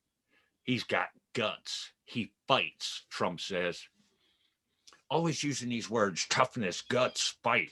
Slowly lathering up these Charlottesville drive-through protesters, idiots, who he knows exactly what they'll do when he lathers them up this way. But yet he'll claim after the fact, oh, I was just encouraging them to protest, and I wanted them to protect the democracy of the United States. Bullshit. Half those words you can't even use without someone telling you how to use them. All you want to do is lather up white supremacists so that you might continue to be in power. Weak, spineless trash bag of a human. Then I'm beginning to get to the point where I don't even want to talk about you anymore, because I feel dirty just having you be a topic of conversation out of my mouth, you funky sack of shit. Trump talks about Mike Pence and what he and his followers should expect from Pence on this day. And what he's really doing is laying the groundwork so that if Pence doesn't do what Trump thinks is right, his gaggle of idiot followers will make him the enemy too, which is exactly how it played out when they got down to the Capitol and started storming the Capitol trying to take over the government. Half of those idiots were searching to try to kill and hang Mike Pence, all at the behest of this white trash grand poobah idiot, Donald Trump. And his other grand poobah idiots, Alex Jones and Rudy Giuliani, the white, trashiest gaggle of humans there ever was. You'll hear President Trump say outright, we are gathered here together to save our democracy. That's the horse shit he shovels across the stage there. And what he's doing is he's putting all the pressure, shifting all the responsibility for all his rhetoric onto his idiot followers. We're here to save our democracy, and only you can do it. And don't you know, here are all these reasons our democracy is in peril. and only you can save it. Continuing to whip his idiot followers up into a lather with no real even foundation in something resembling the truth, which we both know doesn't matter shit anymore. And he follows that with another infantile rant where it essentially says, let's go back 8 weeks. I lost the election, so let's just go back and have a redo, and we'll just keep going back and redoing it until I can get the results I want. Then this fat piece of shit has the unmitigated gall to say that if all the terrible injustices that had come upon Trump and the Republicans, that if they had happened to the left and the Democrats, all hell would break loose all over the country. First off, you weren't defrauded out of the election. You lost because you're an enormous white supremacist sack of shit. You brought many disinterested people who generally don't vote out to vote just to make sure that an asshole like you didn't get into office. But Trump actually fucking says that there'd be hell breaking out all over the country if what was happening to the Republicans had happened to the Democrats, even though nothing happened to the Republicans. But the larger point there is that while he's saying all hell would break loose, are you not just minutes away from storming the Capitol and trying to take over the fucking country? But that's not hell. But if the Democrats had happened to them what had happened to your sorry ass, then all hell would break loose.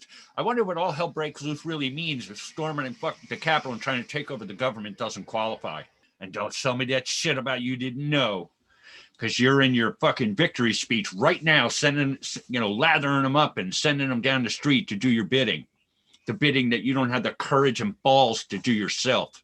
And then, being the wizard of linguistics that Trump is, he pulls a softcore obscenity out of his pocket to try to ingratiate himself to his idiot followers so that they might be lathered up a bit more for the charging of the Capitol.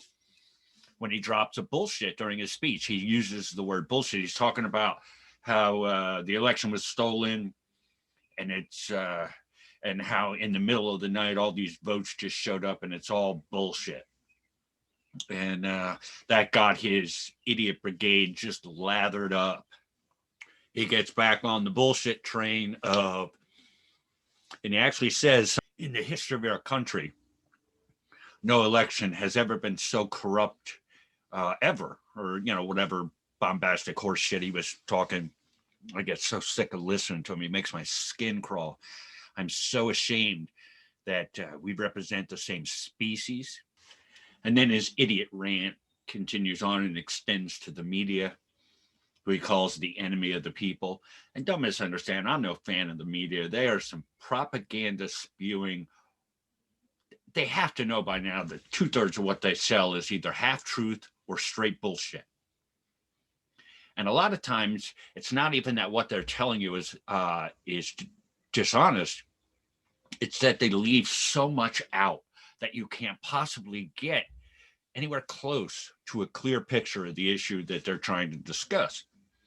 They go out of their way to leave that stuff out so that you might be left with an impression that suits them. Anybody working in that industry who doesn't know that clearly isn't paying any attention at all. And they're just there for capitalist reasons because they don't want to fucking starve to death or not have a place to live. So yeah, I'll go do and say whatever you tell me to, as long as you keep throwing me some fucking green every 2 weeks. It's the only way you're going to convince me that someone in that industry selling the propaganda that they sell doesn't know it. It's the half truths. It's a lot like how we, and I talked about this at great length in episode 1 as it related to Columbus, how we still have Columbus Day as a national holiday. And all the things that had to be left out of history and kind of glossed over or whitened for us to still, in 2021, have a holiday on our calendars, a national holiday that celebrates Christopher Columbus. Holy fuck. And it's that same thing. It's not that what they're telling you is always a lie, because it's not. It's just they leave so much shit out. You can't possibly leave with the clear understanding of whatever it is they're trying to discuss, whatever the topic, story, news report is. It's that they leave so much out, anything that makes certain parties look bad, because you have to know that all of these news programs are now owned by old rich white men, every one of them. And those old rich white men are never going to let anything go out on the news that's going to hurt their bottom line, hurt their personal interests, or hurt the interests of those that they care about or make money with. And that in and of itself limits the capacity of the news, any fucking journalistic endeavor in the United States, where they have to be capitalist now, to do that. And you have to understand that the news, journalism, they are the only business in the United States with constitutional protections. Freedom of the press. No other business, specific business in the whole of the United States has ever been given constitutional protections like that, where the actions of the state and the people are guided, but constitutionally, as it relates to the press. And they're given these protections to go and do and be what they are, so that they might inform the people. But instead, the news has traded in their constitutional duty, because don't make no mistake, while they've been given these constitutional protections like no business anywhere else in the country ever has, they have shirked the responsibility that comes with those protections to inform the people. And instead, they've become, say, debate this middle of the 20th century, they've become a wholly capitalist endeavor, where making money in the bottom line is priority one, as opposed to informing the people per their constitutional protections. And if they want to be a capitalist endeavor and be more about making money than fulfilling the responsibility that's been bestowed upon them, that's fine. Go ahead, be a capitalist endeavor and be about making money, but give up your constitutional protections, because those constitutional protections were given to the press so that they might inform the people. And if they're too busy being capitalists to inform the people, then fuck them. Take away their constitutional protections. We don't have any need for a freedom of the press if the press's whole point in existing is to make money for a pack of rich old white men. Because, you know, no matter how honest the rich old white man claims to be or even is, any news story that doesn't suit his interest and taste is never going to see his news. It's never going to get on the air, on the piece of paper, or on the internet, whatever the fuck. It's never getting published. And it's not a direct line, just like you can't, from episode 1, you can't draw a direct line from Derek Chauvin to Christopher Columbus. You also cannot draw a straight line from the rich old white man who controls a media outlet to the refusal to do a story down here at the local level, because he's got 100 minions to do that for him all throughout. The program manager, the producers, they're all there with a deep and understanding that my job is to keep all this stuff off. One of my many jobs is to keep all of this shit, all these topics and all these opinions and all these ideas away from the news. And if I don't, then my capitalist paycheck goes away and I can't feed my kids. So now we're pitted against each other. You're not going to do this story because I don't get a paycheck if you do this story. And so and that's one of the big issues I have with capitalism, is the fact that it forces people repeatedly, often many, many, many times throughout the course of a single shift, to trade their values and their morals for a buck. I would never normally do this, but just doing my job. This is not a decision I would ever make if my own judgment was allowed to be the determining factor here. But since the guy with the paycheck says I have to do it, just doing my job. And he closed that clip out by telling his idiot followers that they're going to have to fight much harder. And that Mike Pence is going to have to do his constitutional duty. And if he doesn't, And it's up to you, gaggle of idiots, again, more on your plate to go fight for us down the street.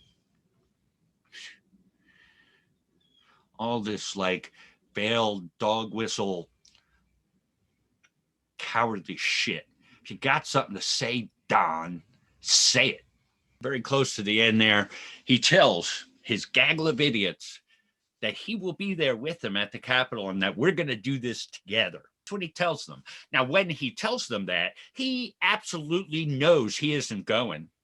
He absolutely knows that, but he tells them that anyway so that they will follow, they will go, and they will wait because he's coming, he's going to be there. Alex Jones uses this statement that Donald Trump just made on several occasions to lead this gaggle of idiots further. He says, oh, Trump's coming.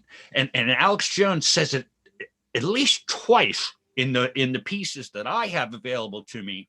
Jones, on this same day, uses the fact that Trump is coming to motivate and move people around. And at one point, he's saying, no, Trump's going to be over here, so we need to move everybody over here. He's directing this entire crowd under the guise of Trump is coming. More of this veiled shit. They don't have the balls to just say what it is. We're gonna take over the Capitol, and I'm the leader, and let's go. No, you don't have the balls to just stand up and do that. So it's all this kind of veiled, passive aggressive, say it but don't say it, really just weak, blathering horse shit. Grade A, pasteurized, homogenized, vitamin D bullshit. And the very last words he uses in that segment, and I know all of you are going to be marching down to the Capitol. That's how that segment closes. And I'd like to point out that he uses himself to ensure that, like we talked about earlier, he says, I'm going. And that's why he knows they're all going, because he knows the influence that his words have over these people in a very specific way. So he knows exactly, he's the Pied Piper for these idiots. He knows exactly what they're going to do based off of what he says. He knows what their response will be. He's steering them down the street. He's steering them into that building to stop the steal. He opens up that segment there.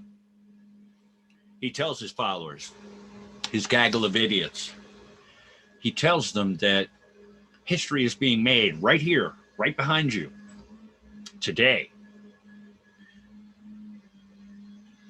So he's laid out their role. He's put all these burdens upon them.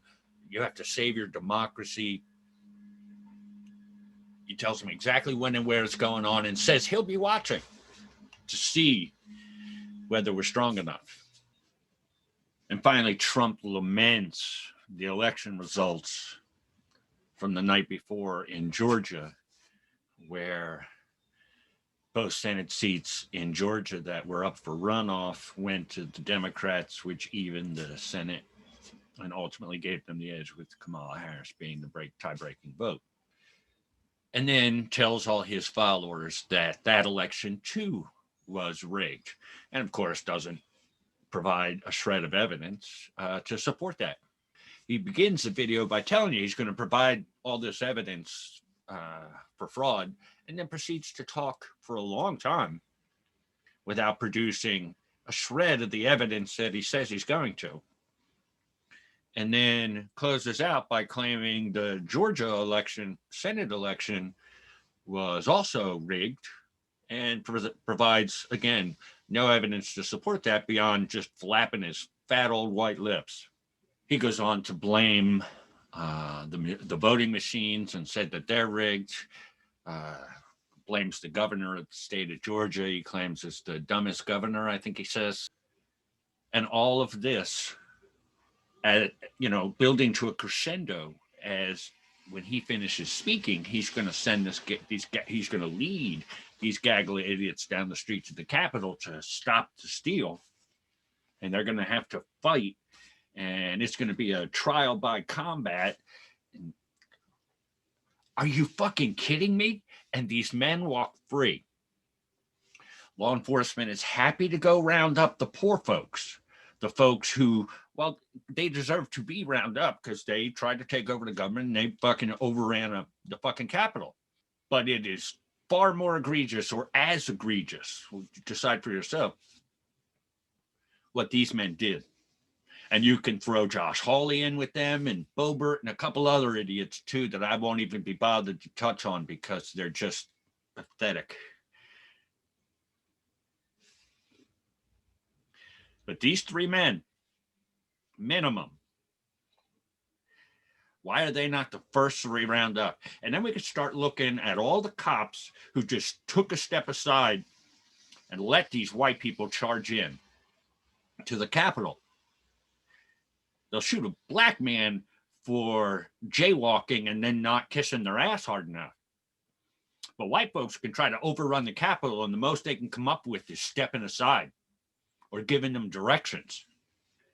All, at the very least, all those people should be fired because they were, in essence, defending the country. These people were trying to take over the country, and the people assigned to defend it and to protect the Capitol from being overrun by these knuckleheads stepped aside and advocated their responsibility.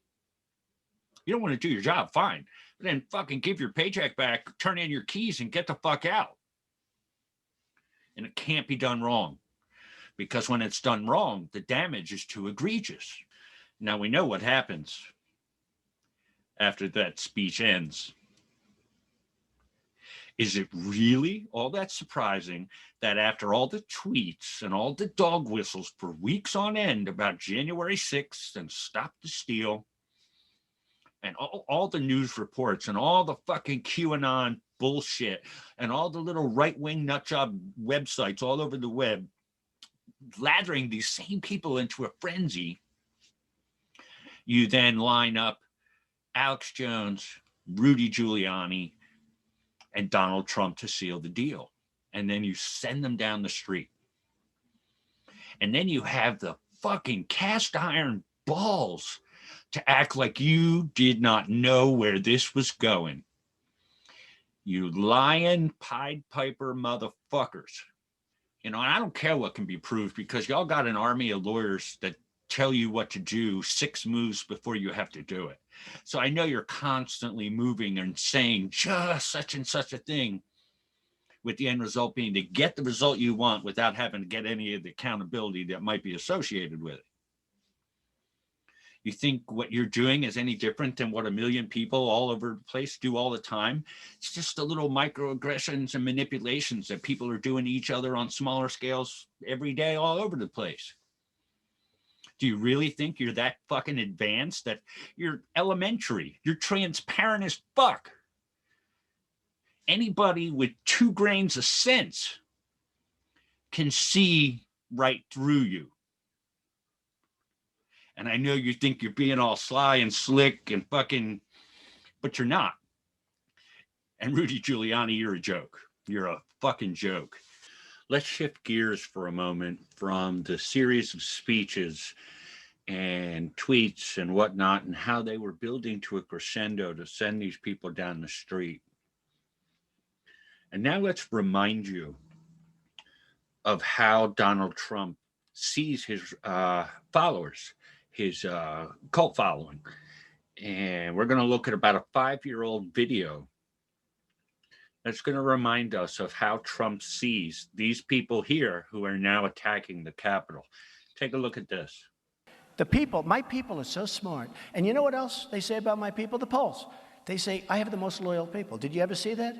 Where I could stand in the middle of Fifth Avenue and shoot somebody and I wouldn't lose any voters, okay? It's like incredible. I could shoot somebody in the middle of Fifth Avenue and I wouldn't lose any voters. He knew exactly what his cult followers were willing to do for him and what they were willing to look the other way about. And he squeezed every ounce out of that by Pied Pipering his band of cult following idiots right down the street from his speech to the Capitol to attack the Capitol and attempt to overthrow the government. How just epically sad these people are. Let's take a moment now to look at some of the news reports that have come out since the Capitol attacks, and let's look at a few of the people who have been charged and some of the claims that they've made in court about the charges. We talked at great length about the Oath Keepers in Idiots Attack the Capitol. And here's some follow-up on the Oath Keepers. This is specifically about Joshua James. An alleged Oath Keeper charged in the Capitol riot was a driver for Roger Stone as part of his security detail at an event one day before the attack. An FBI agent testified Thursday. The FBI agent said at a federal court hearing that a reviewed video of Joshua James and other members of the right-wing extremist group providing security to Stone, a close ally of former President Donald Trump. James' ties to Stone were previously known, but the details came up at a hearing on Thursday.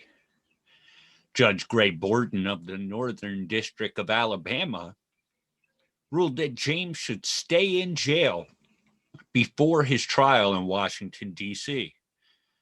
The judge also ordered James to be transferred to Washington.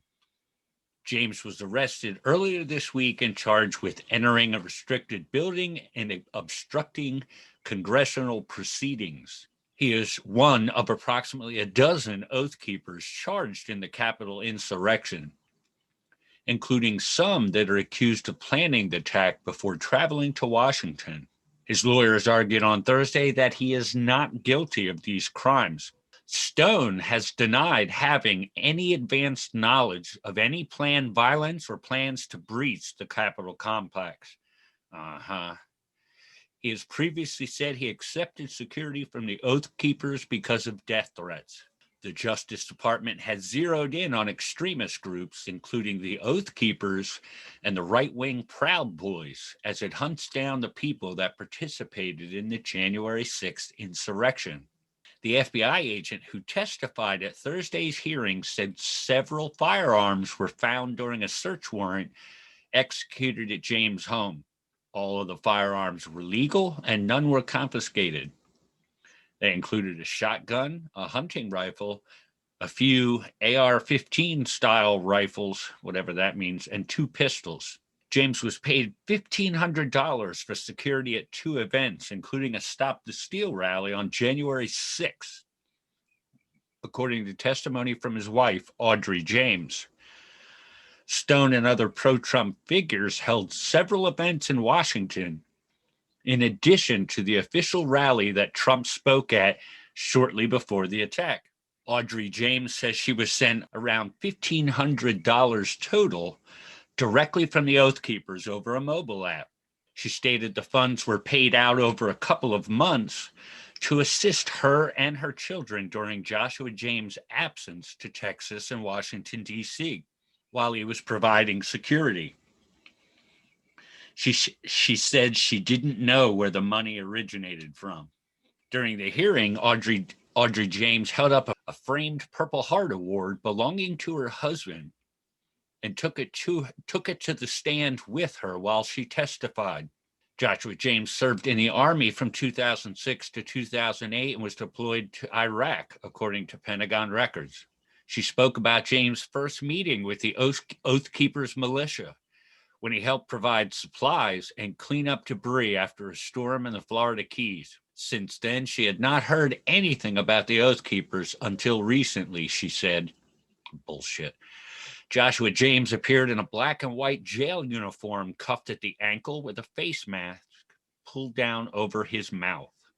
So there's another example of the people who elected to attack the Capitol, how they were connected to several other groups, because we're going to look in a few moments at how the Proud Boys and the Oath Keepers worked together and coordinated their efforts that day of the attacks. And now we see how the Oath Keepers themselves are tied to Roger Stone, who's tied directly to Trump.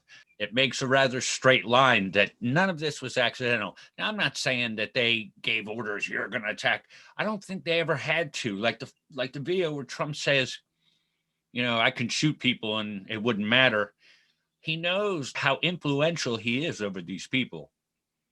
And it would have been nothing for him to just, with a nod and a wink, and certainly with Roger Stone kind of guiding it along with the help of Alex Jones and so many others, it would have been easy to manipulate these cult followers to attack the Capitol.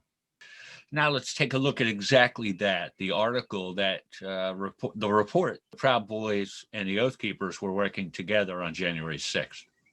This news report is from March 24th, 2021. Prosecutors are alleging that the Oath Keepers militia group coordinated with the Proud Boys ahead of the January 6th riots at the U.S. Capitol. It's funny how they're calling them riots, too, like it's not an attempt to overthrow the government. The allegation came in a court filing on Tuesday, in which prosecutors were urging a D.C. federal court not to release alleged Oath Keeper Kelly Meggs from detention ahead of his trial. Prosecutors included redacted Facebook messages from Meggs coordinating with the Proud Boys ahead of a planned rally in D.C. on January 6th. A number of members of the Proud Boys and Oath Keepers have been indicted on conspiracy charges in connection with the riot. There's that word again. But the messages are the first showing that the groups might have worked together. On December 19, 2020, Meggs wrote that he organized an alliance between the Oath Keepers, the Florida Three Percenters group, and the Proud Boys, and have, quote, decided to work together and shut this shit down. You decide what that means. One Facebook chat dated December 22nd indicated that at least 50 to 100 Oath Keepers would be in D.C. In that chat, Meggs wrote, quote, plus we have made contact with the Proud Boys and they always have a big group. Force multiplier. Force multiplier. Meggs also sent a message on December 25th about a provisions list for the riot. There's that word again, riot, including mace, gas mask, batons, and armor. He also discussed communicating a plan with the Proud Boys. Quote, you can hang with us. We will probably be guarding Redacted or someone during the day, but then at night we have orchestrated a plan with the Proud Boys, the message read. I've been communicating with Redacted, the leader. We are going to march with them for a while, then fall to the back of the crowd and turn off. Then we will have the Proud Boys get in front of them. The cops will get between Antifa and the Proud Boys. We will come behind Antifa and beat the hell out of them. And there you have legitimate proof produced by the FBI and the prosecutors in court, showing that the Proud Boys and the Oath Keepers worked together to form an alliance and a coordinated attack with their force multipliers. Those people that were coordinating together, the Oath Keepers and the Proud Boys, were directly in contact and providing security for Roger Stone in the days leading up to the attack. And that's confirmed as well. Here's a report on ex-New York cop Sarah Carpenter. And you can see the headline there. Ex-New York cop Sarah Carpenter arrested on Capitol riot charges, told FBI she went there on Trump instructions. And you'll note the bullet points underneath. And this news story is from the 23rd of March, 2021. Retired New York police officer Sarah Carpenter was arrested Tuesday on charges she participated in a riot by supporters of former President Donald Trump in the U.S. Capitol on January 6th. Second bullet point says the Queens resident told the FBI she went to the Capitol after hearing instructions from Trump, who urged supporters to protest the election of President Joe Biden. Third bullet point there says Carpenter is one of a number of current and former members of law enforcement charged with participating in the riot. These are your police. This is who they are. Police and the military, the KKK, and white supremacists have infiltrated the FBI, law enforcement at all levels, and the military, and they are using those positions to try to terrorize and hurt those they hate. Here's another news story we can take a look at that kind of follows the theme we're looking at right now. And you can see the headline there. Ex-Green Beret charged with throwing flagpole at police during Capitol riot. And you can see the opening of the story there says a former Army Special Forces soldier was arrested Wednesday and charged with several crimes relating to his reported assaults on Capitol police officers during the January 6th riot, included allegedly throwing a flagpole at an officer. And there's that word again, riot. It was not a riot. It was an attempt to overthrow the government. Jeffrey McKillop is accused of throwing a flagpole with a sharp end forward as if it were a spear, according to the FBI complaint against McKillop, filed by an FBI special agent and reported by Politico. The complaint says the attack resulted in a laceration to the officer's face. The FBI claims McKillop assaulted 3 additional officers, according to the 27-page complaint. According to a witness who helped identify him, McKillop was pictured wearing the same helmet and ballistic vest on the day of the insurrection that he wore while deployed in a combat zone in 2018. His identity was further confirmed through additional witnesses and his driver's license, the complaint states. McKillop is one of more than 30 military veterans charged over their alleged roles in the riot, but is the first from the special operation. The Washington Post reported he served in the Army for 22 years, including an enlistment from 1993 to 2010, during which he served as a mechanic and Special Forces Communications Sergeant, the Post reported. Defense Secretary Lloyd Austin last month ramped up the military's effort to curb extremism in the ranks after reports that almost 1 in 5 participants charged in connection to the riot had some kind of military ties. Well, I'm glad that they're ramping up efforts. And next, we're going to take a look at an 18-year-old man. You can see from the headline on the screen there, an 18-year-old charged in the Capitol riot says he was wrong and begged a judge to release him. And this report is from March 7th of this year, 2021. And we'll go through the bullet points that you see there in the first paragraph or so, just so you can be aware of this fella. The youngest suspect charged in the Capitol riots wrote a letter begging a judge to release him.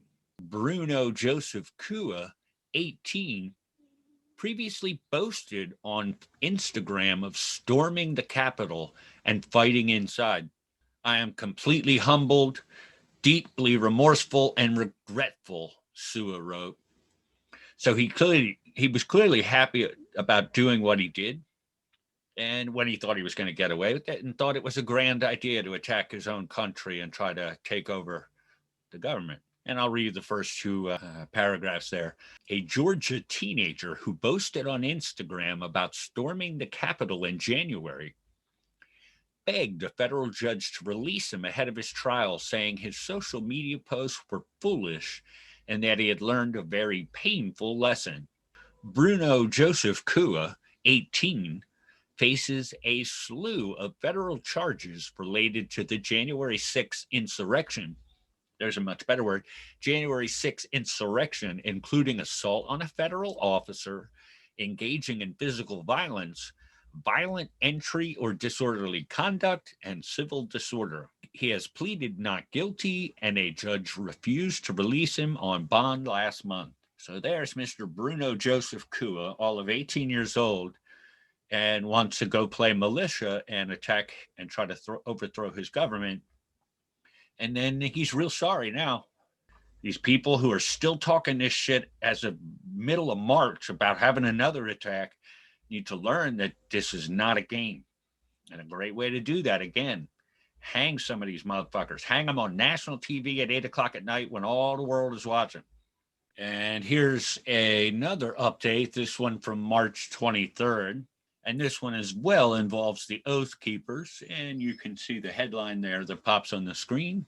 Oath Keeper who stormed Capitol is struggling to cope because he's a, quote, family man with, quote, no previous experience being jailed, lawyers claim. And there's a photo of Mr. Graydon Young. And we'll read a little bit about the court proceedings regarding Mr. Young. A Florida man and member of the Oath Keeper militia organization who was charged with coordinating a military-style attack on the U.S. Capitol aimed at overthrowing the federal government is asking a federal judge to reconsider a ruling that will keep him in jail until the start of his criminal trial. Graydon Young, 54, was denied bond last month by U.S. Magistrate Judge Thomas Wilson after claiming that he was duped into participating in an insurrection with the extremist paramilitary group. Now they call them a paramilitary group. 2 months ago, way before the attacks, and certainly after, I was calling them that too. When it mattered, before they were trying to take over the fucking government. He insisted that he was, quote, unaware of the organization's nefarious purpose when he joined, and claiming his role in January 6th was limited. In the second superseding indictment filed earlier this month in U.S. District Court in Washington, D.C., the government alleged that on January 6th, Young and 9 other members of the Oath Keepers, quote, planned with each other and with others known and unknown to forcibly enter the Capitol, end quote, in order to, quote, stop, delay, and hinder the congressional proceedings occurring that day. Here's some names for you. The group, which includes Kelly Meggs, Connie Meggs, Kenneth Harrelson, Thomas Caldwell, Donovan Crowell, Jessica Watkins, Sandra Parker, Benny Parker, and Laura Steele, are alleged to have, quote, prepared themselves for battle before heading to the Capitol by equipping themselves with communication devices and donning reinforced vests, helmets, and goggles. They were charged with conspiracy, obstructing official government proceedings, destruction of government property, and trespassing. Young, who served in the Navy Reserve for 7 years, was also charged with the corrupt destruction of evidence for deleting his Facebook account in the days following the attempted insurrection. Let's take a look further at another of the Oath Keepers. And you can see the headline for this one here. A militia member charged in the Capitol riot says her court hearing should be delayed because her wedding ring is stuck, lawyer says. And we'll read a little bit through that. First bullet point. An Oath Keepers militia member charged in the Capitol riot has asked to delay her court hearings. Connie Meggs said her wedding ring is stuck, so she can't board a plane for court in Washington, D.C. Her husband was also arrested in connection with the insurrection. Connie Meggs, a member of the far-right Oath Keepers militia, who participated in the riot at the Capitol building, says her court hearing should be delayed because her wedding ring is stuck, her lawyer said in a court filing. Meggs was arrested in Florida on February 17th alongside her husband, Kelly Meggs, who was also charged over his participation in the insurrection. More Florida. But while Kelly Meggs was extradited to Washington, D.C. to be jailed ahead of his trial, Connie Meggs wasn't allowed to board a plane.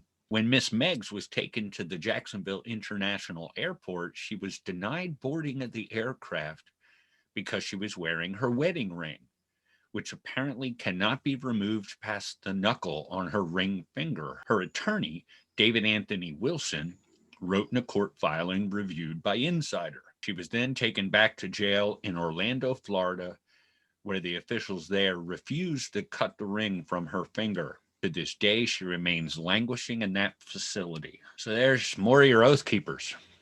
And lastly, we'll take a look here at some news that came out this week about the possibility of sedition charges being added to a number of these individuals that we've looked at, either in episode 2 or in this episode.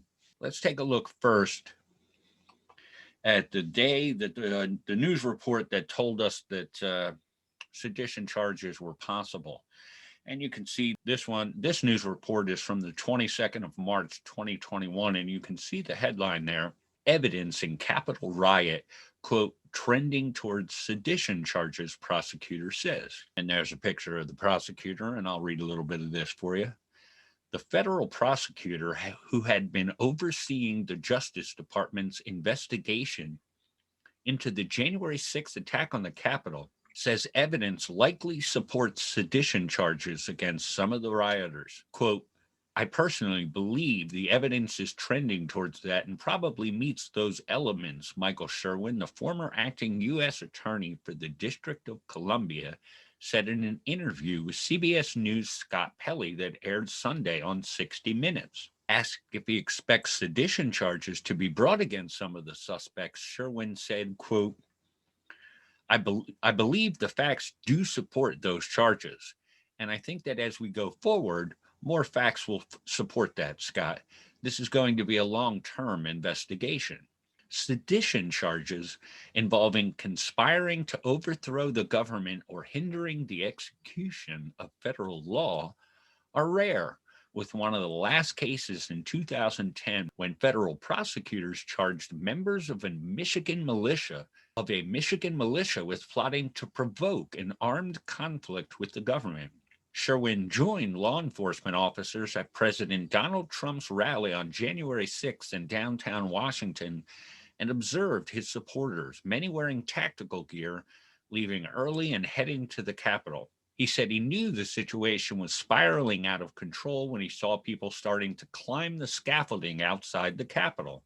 Sherwin, who will soon be returning to the U.S. Attorney's Office in Miami, said 400 people have now been charged in the riot, the bulk of the cases involving federal criminal charges, with penalties ranging from 5 to 20 years.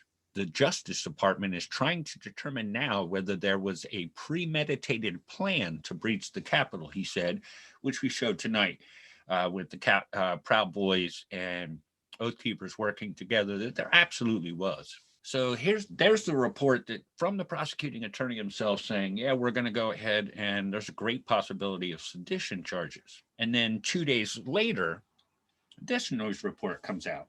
And you can see the headline there.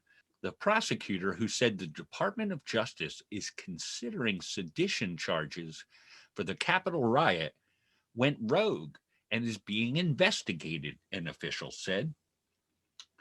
And there's another picture of him there. And let's take a look at some of the bullet points here. It says the former top prosecutor who said the DOJ may bring sedition charges went rogue, an official said. The DOJ's Professional Responsibility Office is investigating Michael Sherwin over the remarks.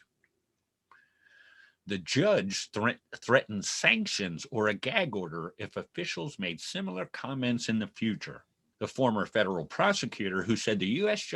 Justice Department may bring sedition charges against participants of the January 6th Capitol riot went rogue in sitting down for a 60 Minutes interview, a department official said Tuesday. John Crabb, the head of the department's D.C. office's criminal division, said Michael Sherwin will be investigated over his remarks.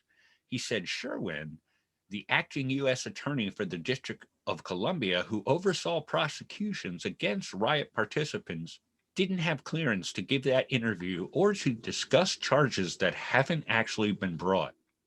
Quote, the Department of Justice has procedures that govern contact with media and interviews. As far as we can determine at this point, those rules were not followed with respect to the 60 Minutes interview, Crabb said. Therefore, the matter has been referred to the Department of Justice's Office of Professional Responsibility for review. The remarks also infuriated Justice department officials. Sherwin left his post as acting U.S. attorney on March 3rd when President Joe Biden replaced him with Channing Phillips. The hearing Tuesday was called by Judge Amit Mehta, who is overseeing a case against members of the Oath Keepers, a far-right militia prosecutors say planned violence at the Capitol on January 6th. At the outset of the hearing held over Zoom, Mehta blasted the Department of Justice for the 60 Minutes story and for comments attributed to unnamed department officials in a New York Times story about sedition charges weighed against Oath Keepers members. Mehta said he may impose a gag order or levy sanctions against Justice Department attorneys if similar stories emerged as the case developed. Quote, if there are further public comments or stories of the kind we've seen in the last 48 hours, I will not hesitate to consider a gag order and also will not hesitate to sanction any attorney that violates our local rules for making statements about this pending criminal case for pending litigation, Mehta said. Crabb said at the hearing the Justice Department would also look into comments made in the Times story. So first they come out and say sedition charges are a possibility, and 2 days later they say not so much, and the guy who said that, we're going to investigate him. We need some more clarity on this because this is shady as fuck. So thank you for checking out episode 5 of Eat, Fuck, Kill, the podcast. I am Masavana Satori Wabi-Sabi.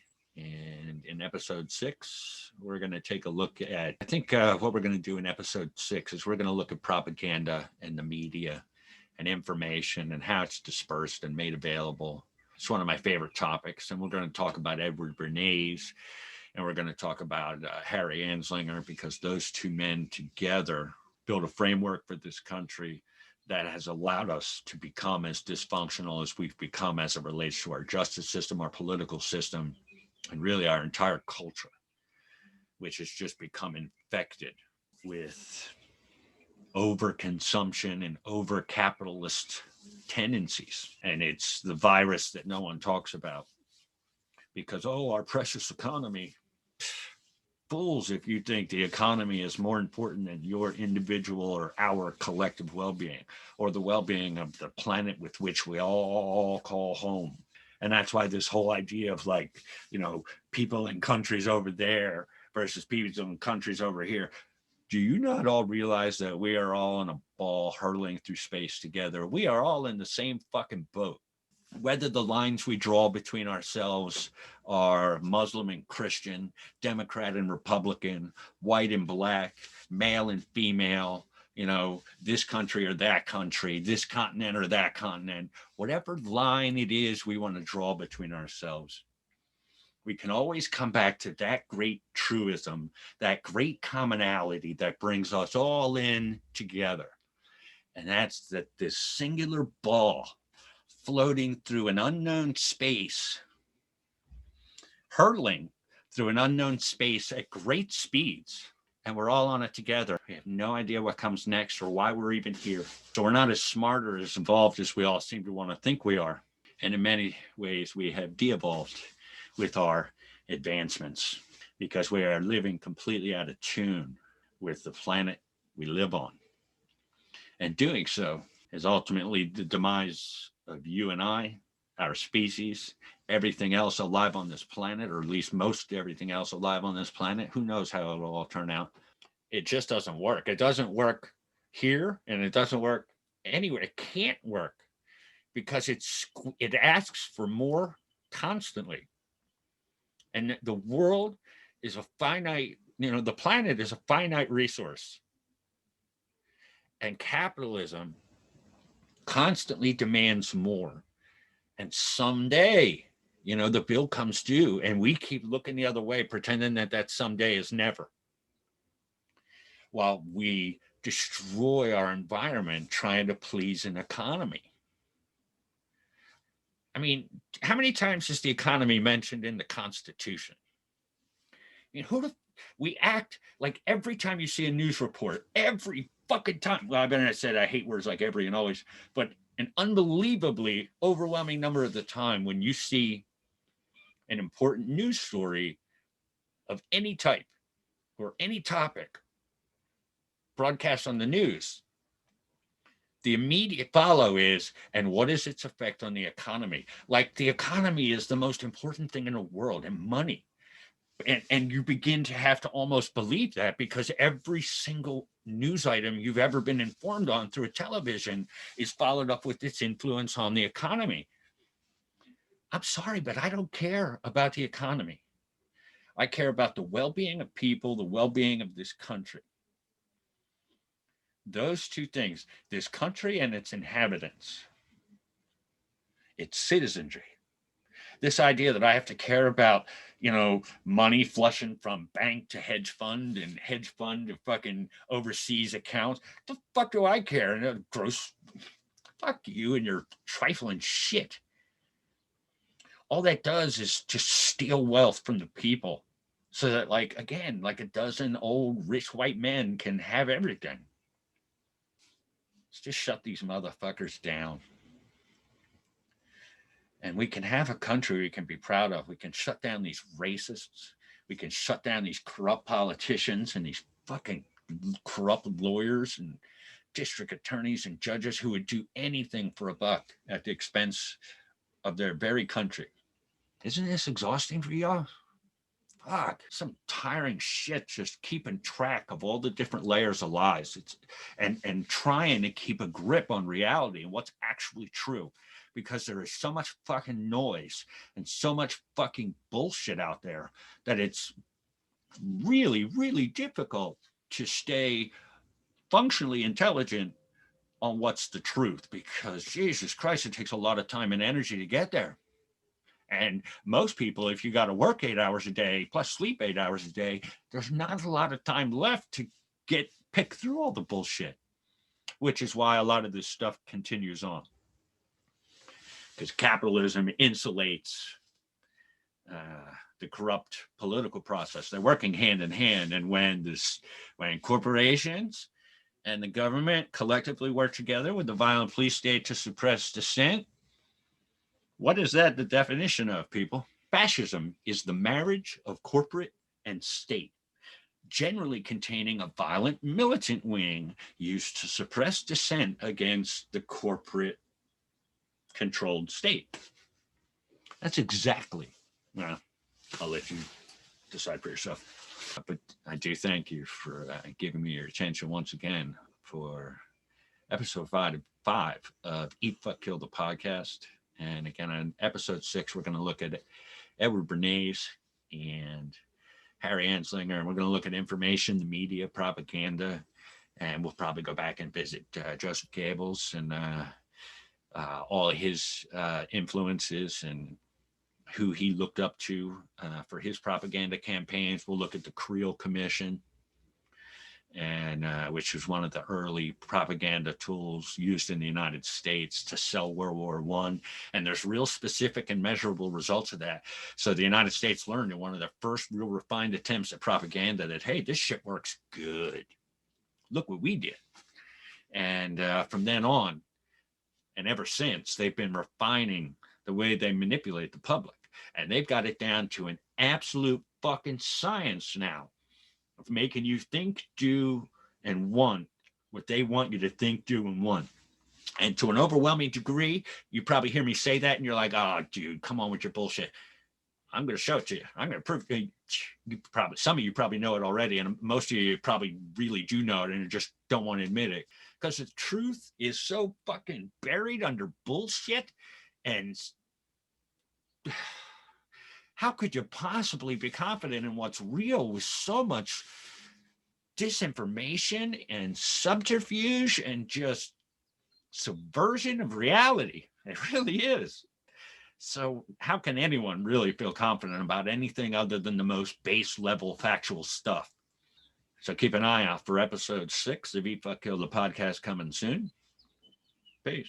It's a limerick that I hope will stick. Sing it to all those motherfuckers like to suck to dick. Officer friendly, gonna kill your motherfucking ass dead. Hell yeah. A taser, a boot, a bullet to your motherfucking head.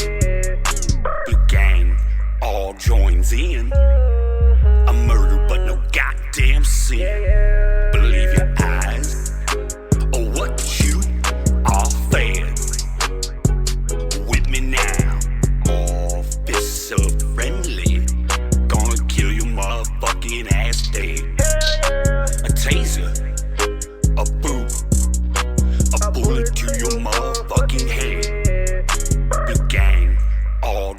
seconds in. A murder, but no goddamn sin. Believe your eyes or what you